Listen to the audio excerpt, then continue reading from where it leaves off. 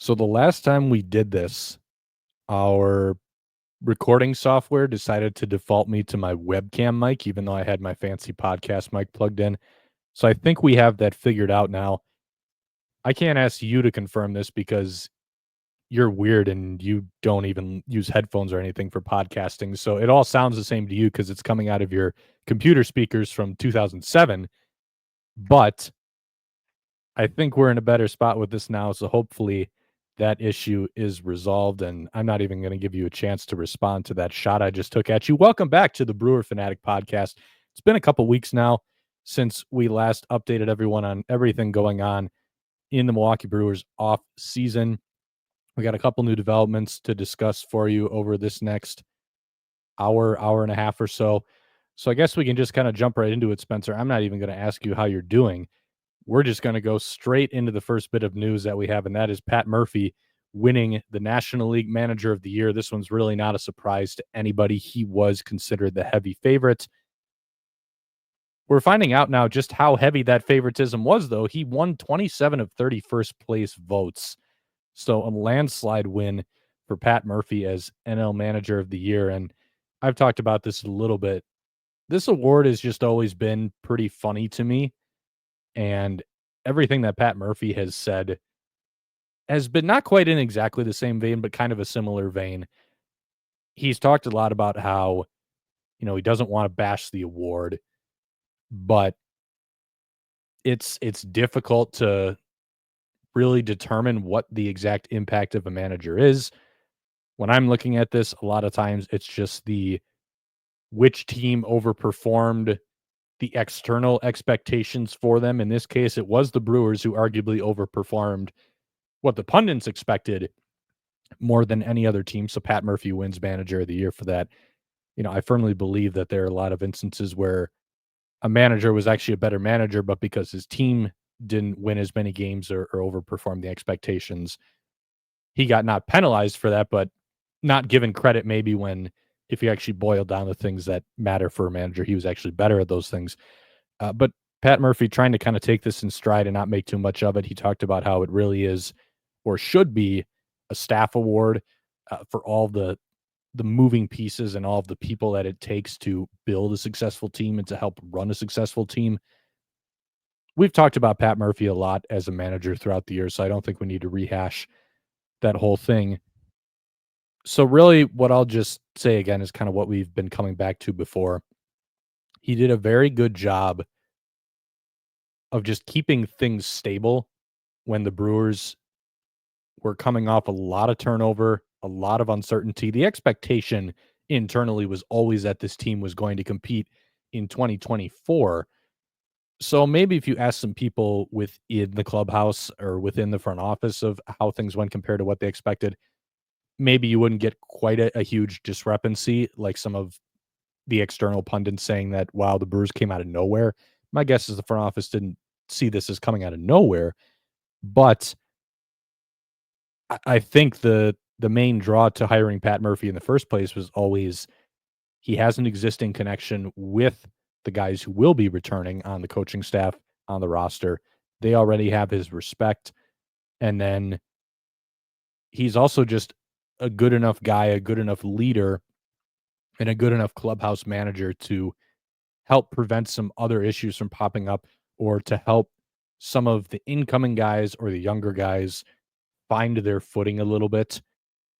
And I think that's what, again, he did the best job of above all else. And I think that is a very important part of managing. So, you can kind of get really granular with this. And, what I say Pat Murphy is actually the best manager in the National League, or that he actually was the best manager in the National League this year. I just don't think we know enough to say for sure who the best even was. But I would definitely put him in the upper tier of leadership figures, clubhouse management, just setting a good tone for this team to follow. I think those are very real impacts of a manager. And I think at the very least, he certainly deserved to get credit for what he did this year. So it's very good to see him get that credit. And I think that really can be the takeaway from all of this. I don't know if you have anything to add to that. I haven't let you even talk in this podcast yet. We're almost 5 minutes in. It's okay. I talked for over 2.5 hours basically yesterday on You our gotta rest your minor voice. league special pod. But no, I agree with what you're saying. I think Pat making sure that everyone knows that this is more of a, full coaching staff award. I think that's a good way to handle it as a manager, and I think it's correct. Like you said, it is a full staff award. It's obviously somebody's going to get it, and they're never going to make it a team award for a coaching staff, but the credit does go to everybody on the staff. And obviously Murph is the one handling keeping everybody on the same page. I mean, he's kind of at the top of the board. He's the one who kind of decides who does what.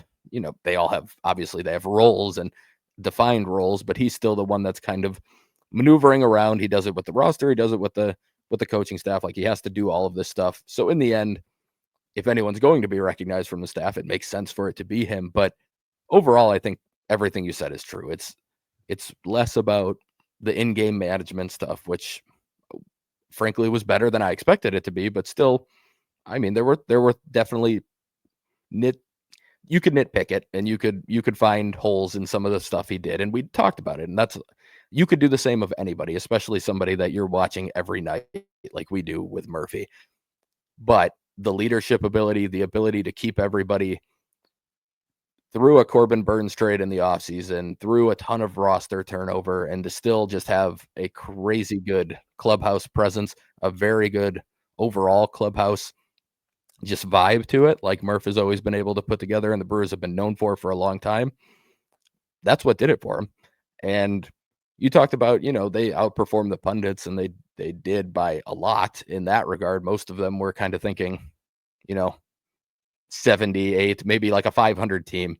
But even we were thinking like 85 to 87 wins was probably near the top of what you would expect. And we were considered by most to be pretty high going into the season on the Brewers, and they still outperformed that. So it's been, I think it's a deserving award for him. And it was really good to see him get that recognition, like you said.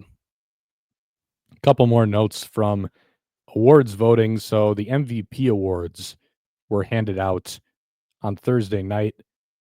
Aaron Judge and Shohei Ohtani were both unanimous in each league, but William Contreras finished 5th in MVP voting in the National League. Willy Adames finished 10th, and then Jackson Chourio also received a single 10th place vote. So a little bit more, maybe not full recognition, but at least the presence or some acknowledgement of some other Brewers figures in awards voting. The Brewers are pretty well represented this year, and again, I don't think it's ever worth putting a whole lot of stock into these, just because I think the methodology for most of them is not great. And part of that is due to just not really having a better alternative. But at the same time, you're certainly never going to complain about the Brewers being represented in some of these awards after the kind of season that they had. We'll move on to the next piece of news. This is also coaching related. Walker McKinven is leaving the Brewers. New White Sox manager Will Venable announcing earlier in the week that McKinven is going to be his new bench coach. This is never especially surprising. I think it was always kind of known that Walker McKinven was one of the most likely members of the coaching staff to leave after 2024, simply because he's very good at his job and he's earned the opportunity to work a higher ranking position for a big league team, and there were going to be teams out there who were willing to offer him that opportunity. So he is the second Brewers coach to depart for a Chicago team in the last several weeks. Quentin Berry is with the Cubs now as their third base coach. So now Walker McKinven going to the other Chicago team, going to the White Sox as their bench coach. Andrew on Twitter asked us, how important was Walker McKinven? How easy is it going to be to replace him? And then as a follow-up, do you think the loss of McKinven and Berry will cost the Brewers a few games next year? So we had talked about Berry a little bit already. We'll start there just to kind of review what we've gone over before. I think the consensus that the two of us reached was maybe you can pick out a couple of base running moments throughout a long season where, maybe Quentin Berry would have had a cue for the base runner on first base that maybe the new first base coach won't be able to pick up on, and maybe that means a fewer steals throughout the course of the year, but you're probably not going to see any huge transformations or any huge changes to how the Brewers run the bases. You're probably not going to see any huge changes to how they play defense in the outfield. And I did kind of cover this in what I wrote about McKinven's departure. I think a lot of the stuff that you're dealing with in Quentin Berry's position, so teaching guys how to run the bases, teaching guys how to play good defense in the outfield, things like that, it's pretty straightforward. It's a lot of fundamentals based stuff. And it's even on the base running side again. Like, I think Quentin Berry has a better eye for timing up pitchers or noticing some cues or noticing some tendencies from first base than maybe a lot of base runners or a lot of other coaches might. I think he's very, very good at that. And that's probably what separates him a little bit. And remember, this is a guy who basically made a career out of being a fantastic base runner. But other than that, you're mainly just preaching fundamental stuff to these guys. And even in the case of having the eye for this stuff, Quentin Berry, just through talking to him and having that exposure as a player, you would think that these guys are going to start to pick up on even that a little bit, even if they're never going to quite be able to identify it as well as Berry could. But otherwise, it's a lot of fundamental stuff. Just knowing how to run the bases smartly, knowing what to watch for, knowing how to play good defense in the outfield, knowing kind of how to go after a ball, knowing where to be positioned on the field. That was a big part of what Barry did as well. Kind of positioning guys in the outfield. Like there were a couple plays. Sal Frelick made the one in Anaheim. I think he credited Q Barry for that. I know Perk credited Barry for that diving catch that he made going back at AmFam. I can't remember when it was, but you know which one I'm talking about. It's basically the only diving catch we had to see Perkins make all year because the routes are usually so good. But it was the one where he was going to his right and he had to go to his right and kind of range back a little bit and dive for it, kind of as you got closer to that corner where kind of the triples alley is a little bit. But he credited Barry for kind of sliding him over a couple steps. But things like that, that's all pretty straightforward. I don't think there's a lot of needing to dumb down the message for guys or needing to super simplify things or having to go through that kind of process of synthesizing the information. Walker McKinven, on the other hand, a lot of the stuff that he did was kind of being the bridge between the front office and the dugout. That was a big part of what he did. So his title last year in 2024, I guess we could still say this year. I don't know when the transition is. Is it like the new year where you start saying it was last year, but for now we can say this year? Whatever it is, in 2024, his title was Run Prevention Coordinator. That was the only year his title was at. But if you look at his titles throughout the year and what he was doing, it was largely the same stuff for most of the time that he was in the dugout. He had his hands in pitch calling and game planning. He had his hands in catcher defense and helping guys receive better. But a lot of the stuff that he's going through, I don't want to say it's necessarily always more complicated, but I think it's a little bit, it's just not as straightforward in the sense like you need to adapt it differently to different guys. Like you take the catching, for example, there was a story a few years ago about when he was working with Omar Narvaez. He had to look up a lot of stuff very specific to Omar Narvaez's body type, his frame, how he moves, different things like that to come up with the right positioning for him behind the plate, the right drills to have him do to kind of take advantage of how he was built to best receive baseballs, to best block baseballs, to best catch the ball so that you're kind of gently guiding that ball that was just off the corner to the edge of the strike zone. And then you look on the pitching side, he's got to look up a lot of stuff about this guy's particular arsenal. He's got to look up a lot of stuff about scouting reports for the hitters you're going to be facing. He's got to, in game too, know how to read swings and stuff like that. he's not calling pitches during the games, but he's one of the guys, along with Chris Hook, who before every single game would sit down with the starting pitcher and the catchers, and they would go through all this stuff. Walker was generally responsible for organizing a lot of the information and coming up with a lot of this stuff. And I think by doing that, that allowed Chris Hook to spend a lot more time on the physical adjustments, the mechanical adjustments, different things like that, just working a little more hands-on with guys. Chris Hook is very well versed in all of this stuff too, and he's a part of the process, no doubt.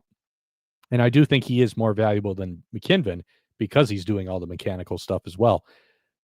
But a lot of times, if you have a guy who switched his pitch mix up a little bit and was using his pitches in different ways that were a little more effective, that was probably Walker McKinven who had a big hand in that. If you had a catcher who had suddenly turned around his defense, I know Charlie Green gets a lot of credit, but Walker McKinven was a very big part of that. Walker McKinven has been with the big league staff longer than Charlie Green. Charlie Green, for the most part, was more of a roving catching instructor. I believe 24 was his first year actually with the big league team as a coach. Otherwise, he was more of a roving instructor, and Walker was the guy who was actually with these catchers all the time, kind of going through some of this stuff with them. So I do think a lot of what he worked with, it was trickier to wade through. And I think it is something that is harder to replicate than what Quentin Berry was doing as the first base coach. And I think, like we talked about before, with Berry, a lot of this stuff I think it's a lot more transferable from coach to player, and then it can kind of just stay ingrained in what these guys know about needing to run the bases, what these guys need to know about running the bases, what these guys need to know about positioning, things like that. The stuff that Walker McKinven did, I don't think it's the same deal where it's like he can, because he showed a few guys how to do this, a few pitchers how to do this, or a few catchers how to do this, those pitchers and those catchers or the remaining coaches even can pass down exactly the same kind of messaging. It's more nuanced than that. When you're talking about game planning and pitch calling, there's just so many more constantly changing factors that go into it. And I've talked about this before with you. Like, we've tried to explain to catchers how to game call for different pitchers before. It's really, really hard because it isn't really one of those things where you can kind of just have a step-by-step guide of here's what to look for and things like that, because it always is so specific to what does this guy throw? What kind of swings are you seeing? How comfortable is he with his arsenal on that given day? There's just so much stuff that's moving around, and it changes so much. And again, like we've had catchers say to us, like, when you try to just explain it generally, I really have a hard time figuring out what you're talking about. But when I'm standing by you guys in the dugout during a game, like if we have a backup catcher standing by us during a game and they're listening to us as we're talking about, okay, here's what I think we should do here based on this swing we saw, or based on how he's locating this pitch so far, or based on how things feel, then the catcher will say, now I can kind of see what you're talking about a little bit.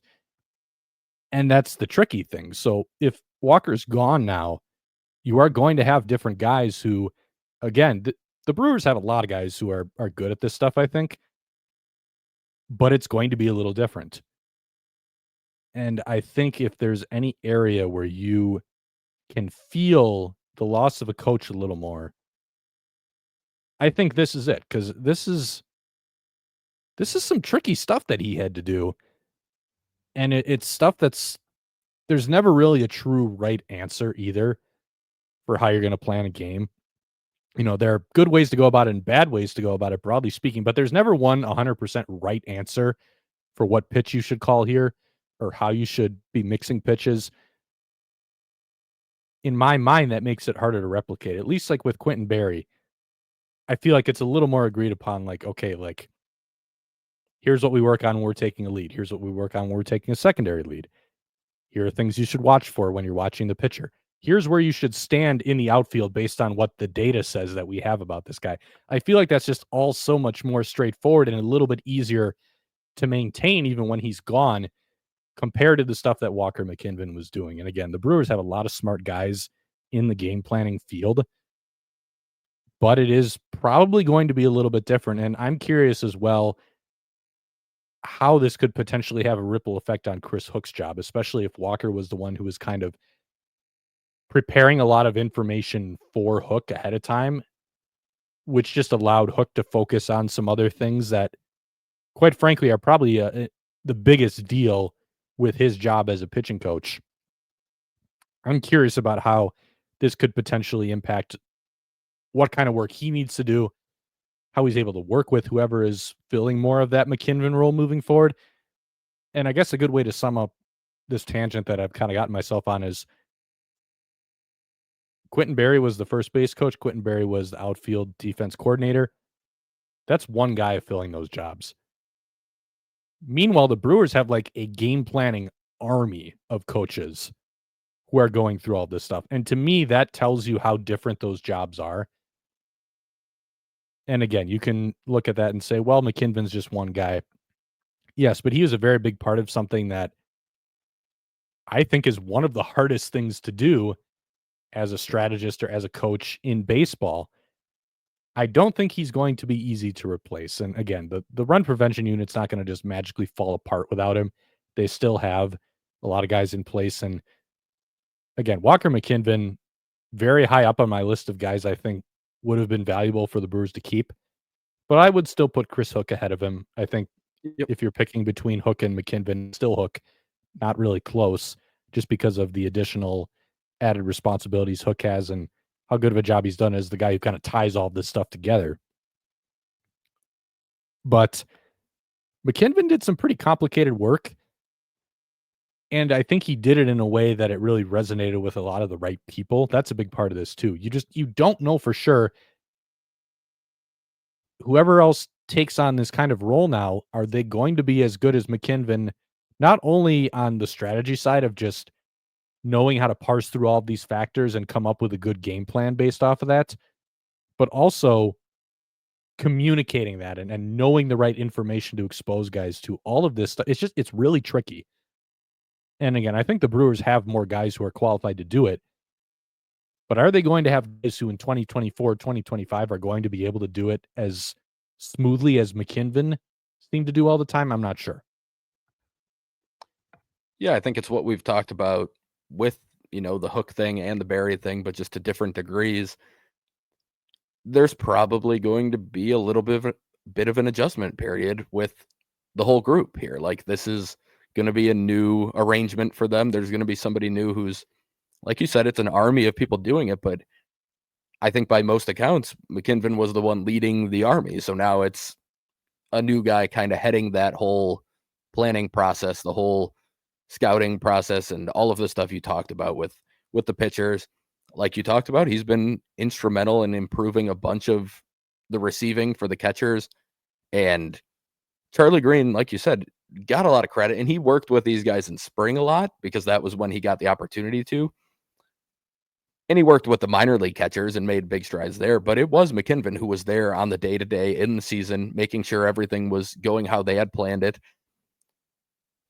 I guess the way I would frame this is that I agree Hook would have been a bigger loss, but I think in terms of like managerial prospects on the Brewers coaching staff, I think the Brewers might have lost their best one in terms of somebody that I view as somebody who could have been or could be and probably will be a future manager in the league. And we know that when Murph got hired, there's a undetermined timeline on how long this is going to last with him as a manager. So I know the assumption is that Ricky Weeks is the next guy, and he might be, but it does feel like you lost an internal candidate that could have stepped in potentially as the next manager whenever Murph decides to move on, or obviously we don't hope for it, but if the Brewers start to struggle, when the Brewers move on, like there's both of those possibilities at some point.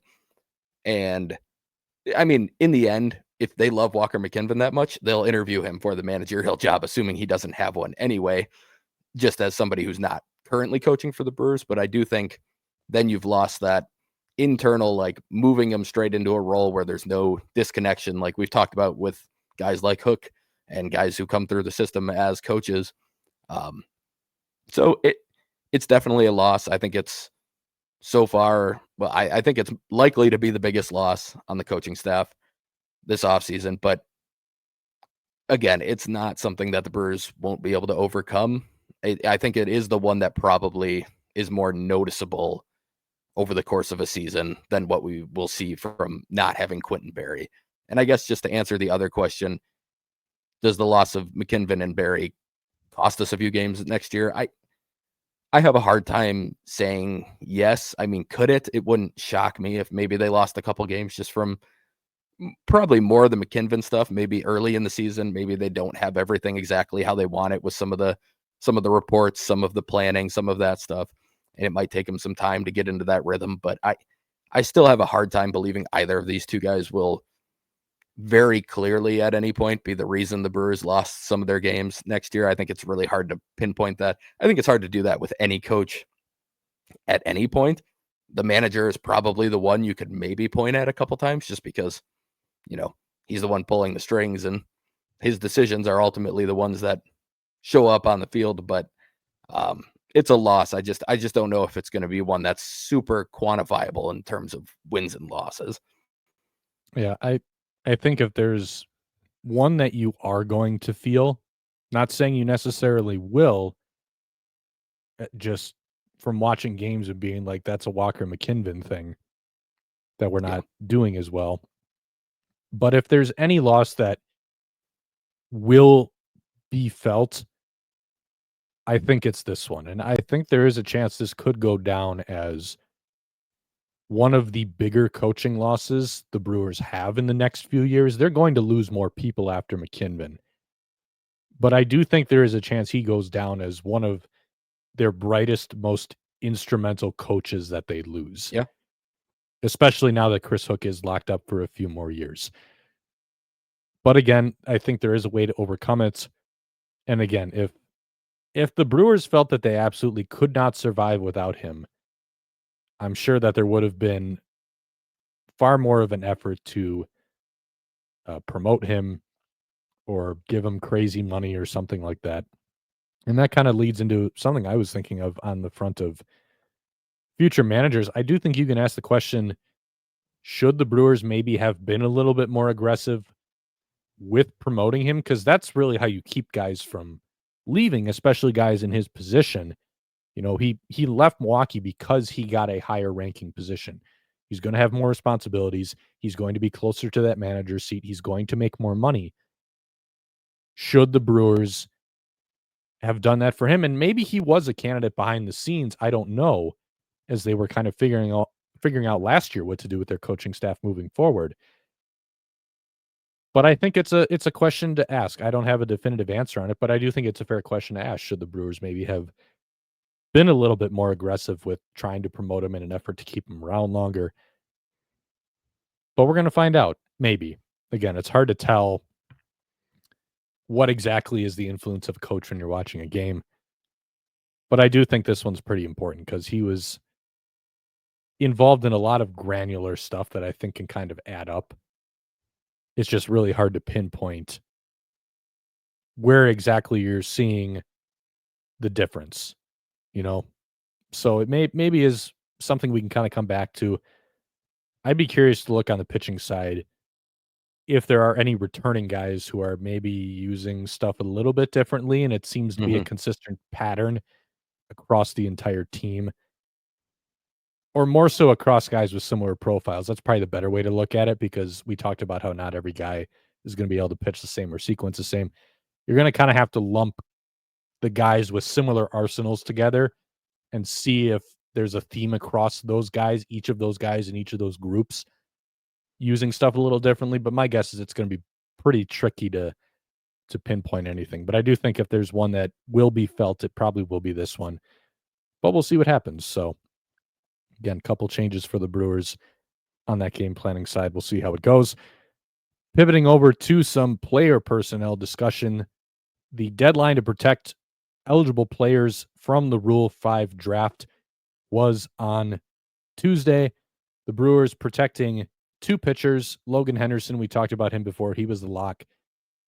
The second guy was someone who we had far more on the fence, and that was Chad Patrick. So the Brewers protecting Henderson and Patrick. Those guys have both been selected to the 40-man roster.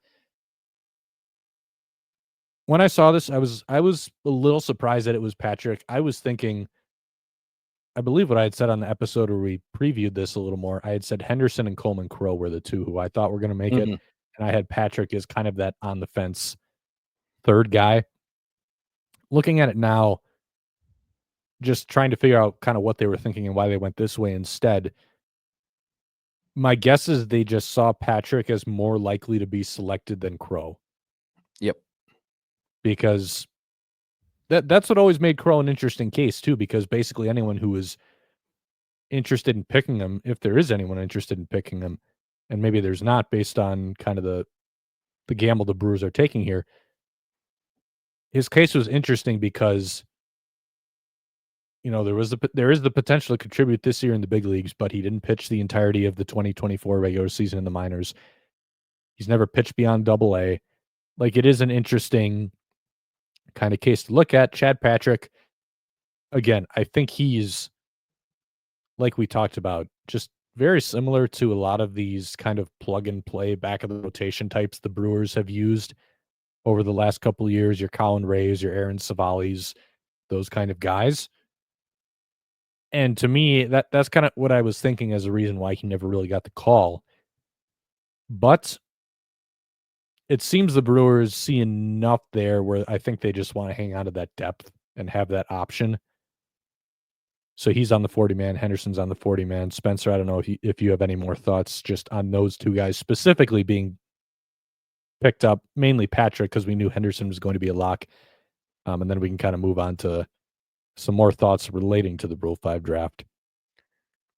Yeah, I mean, I definitely would have been shocked if Henderson wasn't added. I think he was as close to a lock as you can get. Not quite like Jefferson Cairo last year where it was zero doubt, but pretty close to that. But Patrick was on the fence, and I think heading into our talks, I was more convinced that he was going to get added, and it's mainly for what you talked about. I thought with the results that he got last year, and while, peripherals weren't quite the same as what the results were, that's a crazy hitting environment in AAA. And just to get the results he got with some interesting stuff there, like a cutter that had a 31% whiff rate on it. And if you want to, you could probably talk a little bit about what you saw with the cutter when you dove into him a little bit. I think people would enjoy hearing about that. But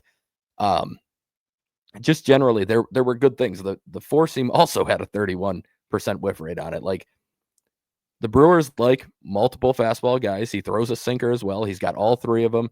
He's got the changeup and slider to go with it. Like it's hard to say that, as a 27-year-old when this season starts, first time he's really seen really good results. There's definitely a case to be made like, okay, would we miss him if somebody took him? But I think to your point, the Brewers had 4 open 40-man spots. They can easily open up more with some of the people that are still left on the 40-man if needed throughout the offseason. And it's a guy who got really good results and shows interesting stuff at AAA, ready to impact the majors if needed. He's good depth going into a season. I think they just didn't want to lose that. And I won't touch too much more on Crow because he'll be part of the next question we have. But I think his struggles in the AFL probably made them more comfortable leaving him off of the 40-man as well. Since you brought it up, I'll come back to that cutter for Patrick. And this was, like you mentioned, something that really stood out to me when I was previewing guys who were candidates and kind of both looking at here's why this guy is probably getting picked, here's why this guy might not get picked or probably isn't getting picked. Like I also talked about why Ernesto Martinez and Wes Clark were almost certainly not going to be selected because I think that those are some names people are throwing out there, and I wanted to talk about why you're probably not going to see those guys get selected. I had Patrick on the fence, but I did focus a little bit more on reasons why they might not add him. And this cutter is crazy to me. I could try experimenting with sharing this graphic here if anyone's watching on video, but basically when you look at a movement plot of his cutter, let me see if I can pull it up here. It's in the way corner, so it's not going to be easy for people to see if you're watching on video. There we go. We can make it a little bit bigger. But basically, if you're watching on video, you can kind of see that there's this huge blob here, and this is just for his cutter. So when you're looking at one of these movement plots, basically it graphs out how much every single pitch you threw moved vertically, so up and down, and horizontally side to side.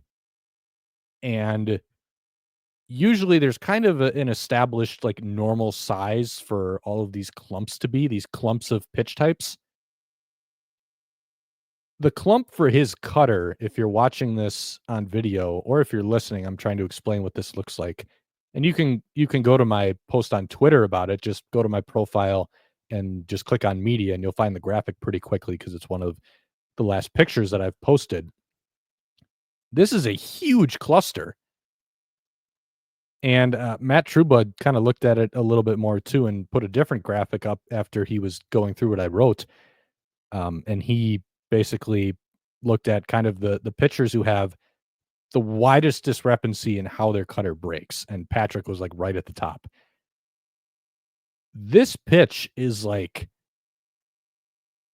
2, maybe even 3 different pitches because it moves in so many different ways from one pitch to the next. Like 1 minute he's throwing a cutter that is like kind of one of those perfectly straight cutters that doesn't really do anything, to now he's throwing maybe like kind of the Corbin Burns-ish cutter where it's like a hard fastball that has some late cut as it gets to the plate.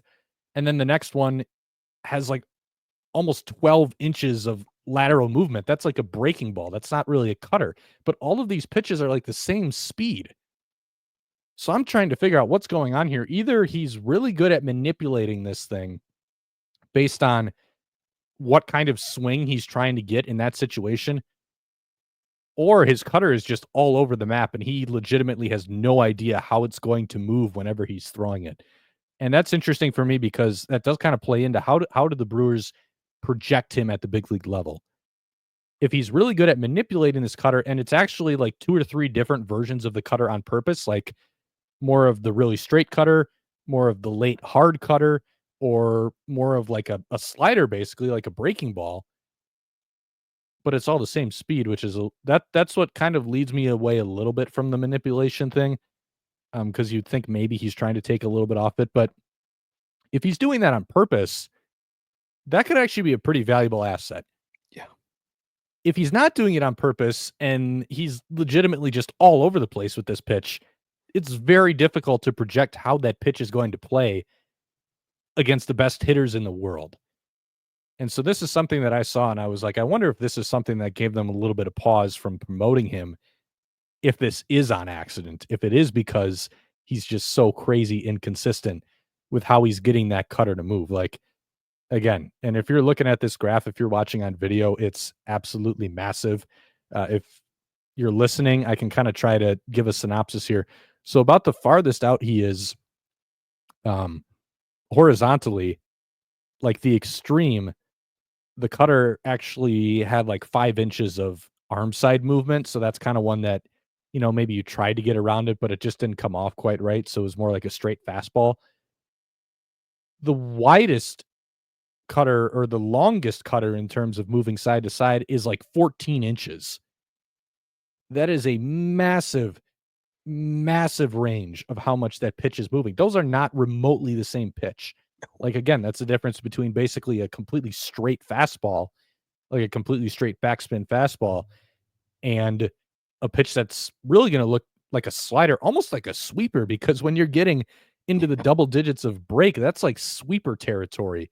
If you're getting like double digits glove side movement vertically, the induced vert on this. So induced vertical break, as a reminder, is basically how much the ball is, how much the spin of the ball, I should say, is either working against gravity or compounding gravity to either make that ball stay true and kind of just stay up, or make it drop down even more as it gets closer to the plate. So his cutter, like the highest ones, he's almost at like, the outliers up here are like 20 inches of induced vert, but realistically the high end ones are probably like in that 16 to 17 range. And then some of these, he's like all the way down, probably at like 3 or 4, just from looking at this graph. Like, again, that is massive. Like, again, that's the difference between a cutter that's going to either look like the Corbin Burns cutter, where it's like a fastball that stays true and carries through the zone and has some late cut, or a pitch that basically looks more like a short gyro slider type pitch. Like, it's all over the place. And this is just really fascinating for me to look at, just because, again, it's wild. You really don't see this. So I'm really curious to know if this is one pitch that's all over the place, or if it's actually 2 or 3 different cutters that he's manipulating on purpose, depending on, am I trying to get weak contact here? Maybe now I'll throw, the shorter cutter to try to just jam a guy, or am I trying to get a swing and a miss here? Here, I want to throw a cutter that's a lot more like a breaking ball off the plate and try to get a chase out of the zone. That could be a big part of it too. Is he trying to get this cutter to play in the strike zone, or throw something that, breaks off the plate? What is he trying to do here? But if he's not doing that on purpose, then it's a way different story. And all of a sudden it's a pitch where you're kind of like, we have no idea how this is going to play, because it's just so all over the place. So kind of an interesting thing to look at. But Spencer, unless you really have anything to add on Chad Patrick, that's really kind of the intrigue that I have with him. This is something that for sure I want to try to ask him about if I get a chance to, going into next year in spring training, just kind of what's going on with this pitch. But definitely something to watch. We can kind of move on now to some more questions we got about the Rule 5 draft, kind of looking forward to it. So again, the deadline to protect guys was on Tuesday. The actual Rule 5 draft doesn't take place until we get into December. I don't have the exact date off the top of my head. I think it's like is it like the first week in December or the second week? Or is it towards It's the always middle? the last day of the winter meetings. Okay. I don't have the schedule right in front of me, but Probably basically the we're a second few week. weeks out from it. Yeah. So we'll kind of give you a look into kind of how this works and kind of what you can expect based on some of the questions we got. So AK Brew Fan asked us, are there any unprotected players you think the Brewers might lose in the Rule 5 draft? So I can kind of take this one because I think we largely agree on who these guys are. Shane Smith and Coleman Crow. We talked about Crow before.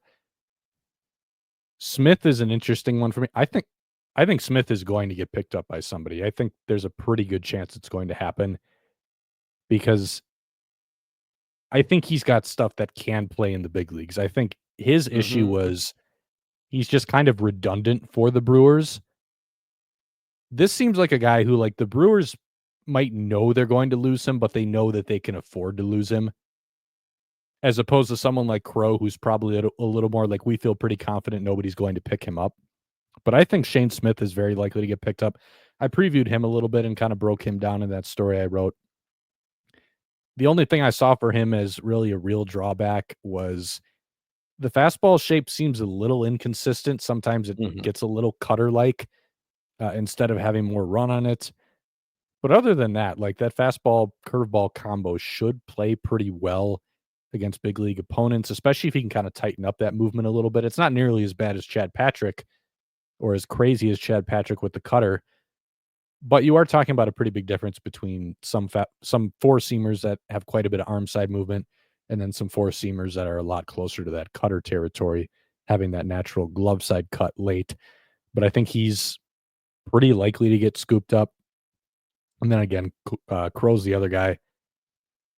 I'm just, based on his case and the Brewers not protecting him, I'm guessing that they feel pretty good about him not getting picked up by someone. Or maybe they think he's a guy who, even if a rebuilding team takes a flyer on him, he might be someone who struggles so badly right out of the gates, because his rehab isn't really fully complete yet. Like, you can talk about him pitching in the AFL, but that's his first exposure to live hitters in a game setting since he's come back from Tommy John. And they kind of talk about Tommy John as almost having 2 recovery timelines. Like, the first timeline is getting back into games.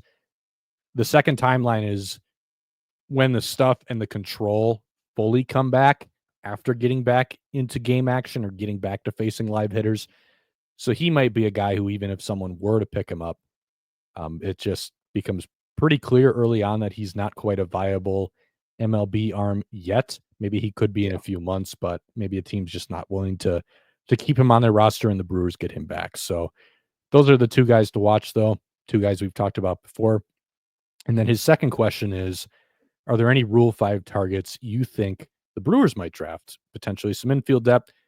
Spencer, as our resident minor league scout, you can take the floor on this one. Yeah, it's not the greatest, I wouldn't say, group of available players. It usually isn't. Like, that's the thing. It's not really a shock, I don't think. I found two names that I thought were pretty interesting. Nothing too exciting out there. Brian Magdaleno, a left-handed pitcher from the Rangers. He's one of those guys. He's a tall guy with pretty good extension. This is a name I found in Baseball America's article writing about guys who would be, potential picks. Lefty, fastball, slider, sweeper, I should say, and sinker.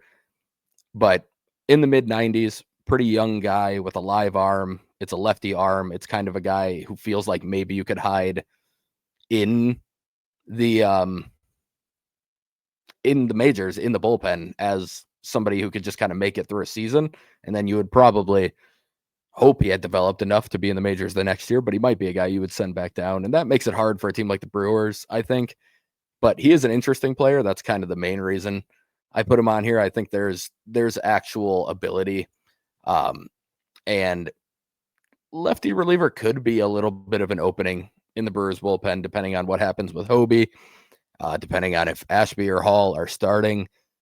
Obviously, they still got Koenig, they got Hudson. There's a lot of lefty options, but just one name I thought was interesting. And then the other one is Alex Santos. He's a right-handed pitcher from the Astros. He's 22 years old. I don't believe he's made it above Double-A yet, but he did pitch in the AFL to really solid results in a very hitter-friendly environment. But he's a legitimate 5-pitch guy with 3 fastballs. He's got the four seam, the cutter, and the sinker. He has a slider and a curveball with different shapes. All of them grade out pretty well. All of them performed well. The four seam didn't get a ton of whiffs in the AFL, but it's got a pretty good shape to it. It's 16 induced vertical break. It's got negative 4.6 vertical approach angle. So it's a better than average fastball in terms of getting ride and getting it up in the zone. And then he has those other 4 pitches that all have their moments. And again, it's a 3 fastball mix, which the Brewers tend to like. He's one of those guys that I think they would hope they could, if they drafted him, that he could play up out of the pen for a year, and then they might try and push him back to starting if they did that. And that might mean going back to the minors for a year or something. But he's been in the upper levels. He pitched really well in the AFL. He's got a 5-pitch mix, and he's got the 3 fastballs that the Brewers like with some velo behind it. He's an interesting arm to watch. He kind of just seems like somebody that somebody's going to pick. I don't know if it'll be the Brewers, but the type of guy that somebody will want to take a chance on. And I tried looking for some like third base option or something. I couldn't find anybody who I would want the Brewers to take to play the infield. And granted, I didn't have the most time to research this, but at first glance, nobody that really stood out as like maybe we could bring him in and have him compete for some playing time on that left side. There's unsurprisingly not really anybody out there like that. So the next date that's coming up to mark your calendar for this offseason is actually Friday night. So some of you are probably listening to this a few hours before this deadline. Some of you may be listening to it after it's already passed and these decisions have already been made. But Friday night is the tender deadline. So that's the deadline for teams to tender a contract to their arbitration eligible players. They can either tender them a contract, at which point you go through the process of either negotiating a new deal or not agreeing on a new deal, but going to arbitration to determine your salary for that year. Or you can non-tender players by this deadline and they become unrestricted free agents. So MLB Trade Rumors put out their annual non-tender candidates roundup piece earlier on Thursday. And the names that they had listed for the Brewers as candidates were Eric Haas, Aaron Savali, and Hobie Milner. I think Hobie Milner is the only real candidate out of those 3. I don't know that Aaron Savali is going to be back with the Brewers next year, but if he's not, I think it would be the result of a tender and trade situation. Yep. starters who are very consistently healthy and eat innings, they tend to make a pretty decent salary on the open market. And, Colin Ray didn't, but we talked about that before. I think most teams just kind of think Colin Ray is cooked now, to use the term that all the kids are throwing out these days. Aaron Savali, I think he probably profiles as someone who you can still get some decent results out of. He's younger, he's got a better track record. So I think that there will be a taker for him via trade for 8 million. I don't think that a guy of his caliber you're probably going to get for a whole lot less than that. Mm-hmm. The question for the Brewers really is, if you find a taker for him, do you think there's a better way to allocate that 8 million in a way that benefits the entire team as a whole? And my guess is they probably have some ideas for how they could do that, because this is just what the Brewers do. They're going to try to be as efficient with their spending as they possibly can. I think Aaron Savali, though, is getting tendered a contract. It's just a matter of, does he get traded or not over the offseason? Eric Haas, I don't see what the point really would have been of keeping him on the roster for 3 months and not playing, if not to tender him a contract to be the backup catcher. Yeah. Maybe you could also point to he was maybe still on the roster in case something happened to one of their catchers and they didn't want to be shorthanded. But even then, you had Francisco Mejia actually swinging the bat okay in Nashville after they signed him, so they probably could have survived losing Eric Haas in that kind of scenario. My guess is they plan to tender him a contract to come back as the backup catcher, so I don't think he's a super likely non-tender candidate either. Hobie Milner, I fully believe, is getting non-tendered. Yoel Payamps is still kind of my look out. This one might surprise you, but he might actually get non-tendered guy just based on what I've talked about before. The Brewers probably are going to want to shuffle out some of these guys who don't have options left. They already did it with Bryce Wilson. Yoel Payamps doesn't have options left. Do you want to use that spot maybe as kind of the rotating Elvis Peguero, JB Bukauskas, that kind of spot, just to give you a little bit more flexibility? And I also think in Payamps' case too, he does profile as a guy who the Brewers may think that they got just about everything they were going to get out of. The Brewers have done a very good job largely with the relievers who have very short shelf lives. I look back to Brad Boxberger too. It's kind of a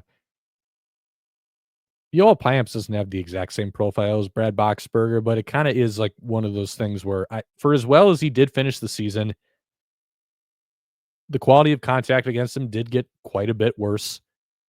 I think he made some productive tweaks to the fastball usage that helped him maintain some of the swing and miss he picked up in 2023. But at the same time, I think if you're the Brewers, and you also look at the fact that he's going to be 31 going into 2025, I believe, is kind of a journeyman reliever who got two pretty much high leverage caliber seasons out of, or at the very least, like expanded middle reliever, occasional high leverage guy, to get that kind of production out of him. I could see the Brewers saying that we have gotten his best seasons. We want to clear that spot up for some optionable guys. Then the question kind of becomes, do you non-tender him, or do you tender him thinking that there's a team that's willing to trade for him? That one's a little bit iffier, I think, than Savali, because I think I could see a lot of other teams kind of circling Yoel Payamps as this is a guy who we can get for a lower cost and not have to give up player capital for if the Brewers non-tender him. So kind of some interesting dynamics there. I don't know if I go so far as to say I fully expect him to be non-tendered, but I think he's a pretty legitimate option to not be a Brewer by the end of Friday night, whether that's the non-tender him or if they swing a last-minute trade to flip him to a team that they know will tender him. That does lead into the question that we got kind of relating to this.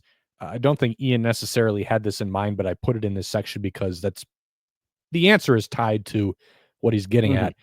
His question is, the Brewers had completed a trade by this point in time in each of the past 3 off seasons.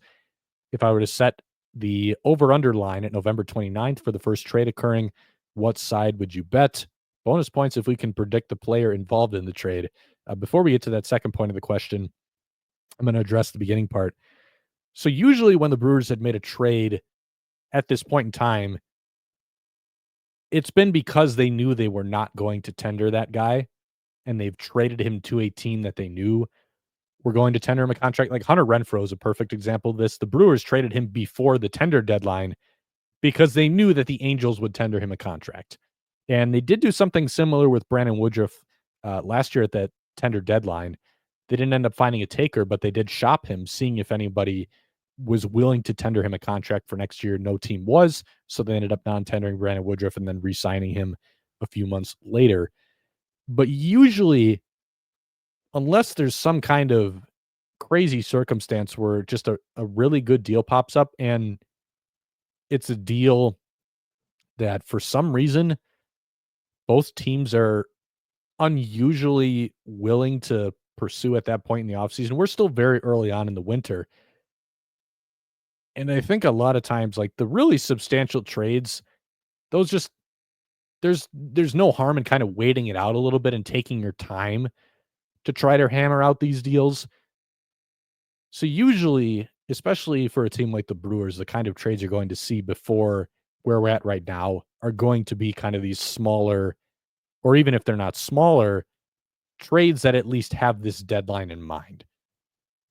And again, so the Brewers might swing a trade on Friday before that deadline. Maybe they find a taker for like a Yoel Payamps or even Aaron Savali. Maybe there is someone who, says, hey, we're interested in Savali and we're willing to tender him a contract for next year. And the Brewers pull the trigger on that. I'd be a little more surprised if that one happens because I think that might be one where you're better off seeing how the offseason unfolds. And then maybe you can find someone for Savali who still needs starting pitching after some other options have been exhausted. But these are usually the kind of trades you see at this point in time. Maybe we see one tomorrow. So kind of moving on to the next part of that question, if you were to set the over-under at November 29th for the first trade occurring, what side would you bet on? I would say it's going to take longer than that, especially if they don't make one relating to this tender deadline. Just for the reasons I talked about. I think that unless you're talking about more of a minor trade where the team in question that you're dealing with is kind of looking to free up this spot anyway for some other reason, I think that you're probably not going to see any major moves, major change of personnel, major trades like that. So I'm going to say beyond November 29th, before we move on to kind of predicting who might be involved in one of the first trades, Spencer, do you have any response to that? No, but I don't have anything too crazy, but I do think that I just have a feeling they're going to make a small deal. It feels like almost every tender deadline they do. Non-tender and tender deadline. It happens most years. It's happened a lot over the years. And I just kind of feel like there's going to be one. I think Payamps is the one that I've been thinking the most. I mean, it's a very reasonable. What is it expected to be about 2 something in It's like 2 million, arbitration? yeah. Yeah. So, yeah, it's And not I mean, crazy. no, I just think the odds of him signing for less than that on the market just feel slim to me. I mean, I'm not expecting him to get much more than that, but I just think that's probably around what you'd be looking at. And then if there's interest from other teams, now you're competing with them, and maybe it does drive the price up a little bit. I could just see, it's probably a lotto ticket that you're getting in return. It's nothing too exciting, but I think that's probably the one I would look at before the 29th. But I agree with you on everything else. I think Savali's somebody you want to hold on to, see if you're filling out your starting staff, if you found other ways to fill out your starting staff. And then, okay, now we have enough where we feel comfortable. Now we can look to move Savali and kind of move that money around, or we know we can move Savali to move the money around to pick up somebody that we like who is only going to cost $5 million instead of $8 million, and that type of thing. But I think those are the 2 candidates. I don't think Hobie has any value in the trade market. And yeah, in terms of like the candidates, I agree. Haas is not getting non-tendered. They probably would have just waived him like they did with the others that they waived earlier in the offseason. I think if they were going to do that too, because he had the team option thing going on, like they had an easy way to do that at that time, and they decided not to. I think the only one that's surprising is that they didn't do that with Hobie, which means they had to have at least been considering or they still are considering tendering him a deal. And that one does surprise me that he's still kind of on the table. But otherwise, yeah, I agree with everything you said. I just have a feeling there's going to be a small trade. It might be the Brewers trading for somebody who's getting non-tender too. I suppose we could. Mm-hmm. That wouldn't be that surprising. They've done that before too. Right. So and they have a couple 40-man spots open yet because they were at 36. Yeah. They cut it down to 36 before they added the 2 pitchers. Yeah. So they do have 2 spots to play with. So yeah, you definitely can't rule that out either. If you want to kind of take a look at on your own time, the non-tender candidates that MLB Trade Rumors put out and circle some names for yourself that you might like to see in a Brewers uniform, you can do that because there is a chance that the Brewers are potentially looking into swinging a deal like that. At the very least, I'm sure there's some names on that list that they are going to have interest in. They have scooped up guys off that market in the past. Brian Anderson was a recent example when they signed him after he was non-tendered as kind of a bounce-back candidate. So I'm sure they'll be active in that market. But yeah, as far as predicting the player involved in the trade in question, if we're talking a bigger deal, that's kind of a tough one to figure, actually, because I feel like, so you have Savali and then Devin's the other big fish. Yeah. I really do think you're going to want to try, especially the Devin one. I really do think that unless some team swoops in with a great offer, I'm still inclined to think the Brewers are not really going to be in any rush to get this done. No. I think they're okay with, again, unless they get blown away with an offer early on, I think they're okay with kind of sitting back and, not really tipping their hand and kind of letting other teams make their bids and kind of seeing where the chips fall after that. And again, we talked about Savali. It's probably a guy who you wait to see, number one, how your rotation is stacking up, how other teams' rotations are stacking up. But I think they're going to make some kind of move before then. I don't know, maybe something involving Tyler Black, maybe something involving I an think outfielder. I think of names people know, Tyler Black's probably the one that has the best chance of getting moved outside of Devin Williams. Like in terms of what people would probably consider a big name being traded, I think Black's probably the one to watch. It just feels like there's going to be a hard time finding a place for him on the major league roster anytime in the near future. Mm-hmm.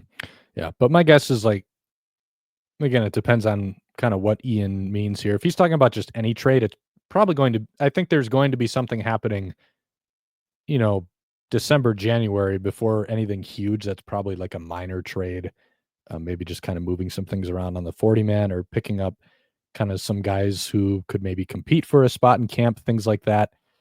But otherwise, nothing crazy. But yeah, again, maybe the Brewers do swing something ahead of that non-tender deadline. Jake Bauers was another one too, who they traded for because they knew the Yankees were going to non-tender him. So that's a good example as well to come back to. Not one that necessarily worked out great for the Brewers, but still a move that they made. As long as we're kind of talking about, guys on the outskirts of the roster, we'll have Spencer kind of go through some of the minor league signings the Brewers have made at the end in the minor league sandbox, but we kind of gave this one its own section of the show because there's a little bit more to unpack here. So the Brewers earlier this week signing Deivi García to a minor league deal. He was formerly a very highly regarded starting pitching prospect with the New York Yankees, still very young. He's only 25 years old and really has not performed well in the big leagues. So he debuted all the way back in 2020, but he's only thrown like 70 big league innings, and he's been a reliever the past couple of years. Has really struggled in the big leagues. He has a career ERA of 5.02, 4.89 FIP. Walks have kind of been an issue for him, especially these last 2 years. But he spent the 2024 season, began the 2024 season with the White Sox in the big leagues. ERA over 7 in 14 innings with similar peripherals. He was then outrighted off their roster, spent the entirety of the year in AAA, where things also did not go very well for him. But the thing that stands out to me with Deivi García is he really just needs a home that will give him resources and give him some pointers that will actually help his development instead of kind of getting in the way. And I think that when you look at his career trajectory so far, that's really what stands out to me. Like, I think well-meaning attempts to optimize him have just actually prevented him from developing and prevented him from maturing as a pitcher. They've really stunted his growth.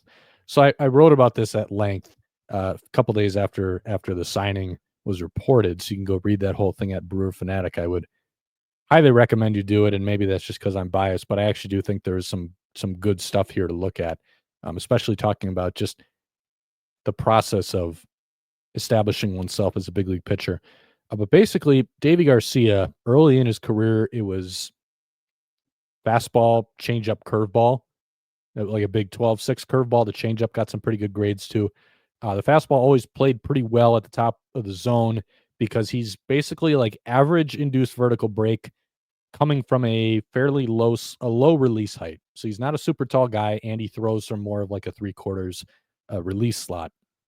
So that means that ball is going to come in at a really flat angle, and at the top of the zone, you can get swings underneath that fastball. And that's generally how that pitch is played for him. But you had that, you had the changeup, and you had the curveball. A few years ago, the Yankees realized that he was a good candidate to add a sweeper and a cutter into the mix because those are pitches that were very compatible with his arm slot and just his dexterity in his fingers and how he was able to manipulate the ball. So they added those pitches to his arsenal. And eventually, when they got to the start of 2023, it looked like they were just trying to optimize what he had at that point. So he went into the year in 2023 having gotten rid of the curveball. He also threw like a shorter slider too for a little bit. He got rid of that. So you get rid of those two pitches and you're really focusing on the cutter and the sweeper then as your main secondaries behind that four-seam fastball. He did not perform well for the Yankees. He was DFA'd. The White Sox claimed him off waivers in August of 2023. And the moment he got to the White Sox, the rest of the season, he did not throw another cutter. He did not throw another sweeper until the final weekend of the regular season. The curveball was not only back, it became his most used secondary pitch behind his fastball. And then that shorter gyro slider was also back. So basically, the Yankees kind of tried to simplify his arsenal a little bit and seemingly pare it down to the pitches that they thought were his very best. So the four-seamer, the cutter, the sweeper, and then you mix the changeup in there as well, getting rid of the shorter slider and the curveball. The moment the White Sox get their hands on him, like in the middle of the season, they completely flipped it, and they basically had him do the exact opposite of what the Yankees had him do. So the pitches that the Yankees got rid of, the White Sox brought them back. The pitches that the Yankees focused on adding, the White Sox got rid of those. And not only is that just kind of crazy on its face, and I'll also say, based on the two organizations we're dealing with here, I would be more inclined to trust that the Yankees probably had him closer to being on the right path than the White Sox did with what the White Sox were doing. An important note with the curveball, too, I should also mention, and this is something that Matt pointed out, like right when the Brewers made the signing, he's never been able to throw his curveball from quite the same release point as his other pitches. And I do think that adds another layer of explanation as to why the Yankees got rid of it, because most of his other pitches, he can largely make them look the same out of the hand. The curveball, he hasn't quite been able to throw from that same release. So it makes sense that that's why that's the pitch you would just get rid of. And again, like I think that sweeper does play very well with his arm slot. So I think the Yankees largely had him on the right track. Really what he needed at that point was just to really get acclimated to the arsenal that he had now. He goes to the White Sox. The White Sox have him do the exact opposite of what the Yankees had him doing, which is not only kind of crazy to think about to begin with, but then you also add in the fact that this is happening in August. Like, this is a guy who basically changes teams in the middle of the season, a young guy, mind you, who hasn't really found his footing in the big leagues. And his new team is immediately seemingly giving him the exact opposite advice that his previous team was giving him. But it gets even better because then you go into 2024. 2024, the sweeper and the cutter are both back when he's pitching for the White Sox. But it's not the same cutter he was throwing with the Yankees. The cutter he threw with the Yankees had more of like that induced vert. It was more of closer to a fastball cutter than like a breaking ball type cutter. So not quite a fastball cutter, but if you're kind of looking on the range of like cutting fastballs to more like sliderish cutter, it was closer to a cutting fastball than a sliderish cutter. When he brought it back with the White Sox in 2024, it was closer to the sliderish cutter. He had lost a couple inches of vert on it, so it was getting closer to like that zero line on the graph, which is where like a slider is going to live. And he had added like an inch, 2 inches of glove side movement to it. So basically, it was largely sitting closer to like a hard slider. So the cutter's back, but it's now a different cutter, and that is going to change how that pitch plays. It's going to change how it looks compared to the fastball. And I won't go into the whole deal because I don't want to give away the entire article, but I talked a lot about the interplay between the four seamer and the cutter as well as something that the Brewers might look at. So you have that's changed. The sweeper was back at the beginning of the year when he was pitching in the big leagues. He struggles in the big leagues, gets DFA'd, outrighted. He's now in Charlotte in AAA. The moment he got to AAA, he didn't throw a sweeper for almost 3 months. And then when the sweeper finally came back and like during the final 2 months of the year, it came back in August. Or excuse me, I believe he threw a couple like his last outing of July. It was like July 30th or something.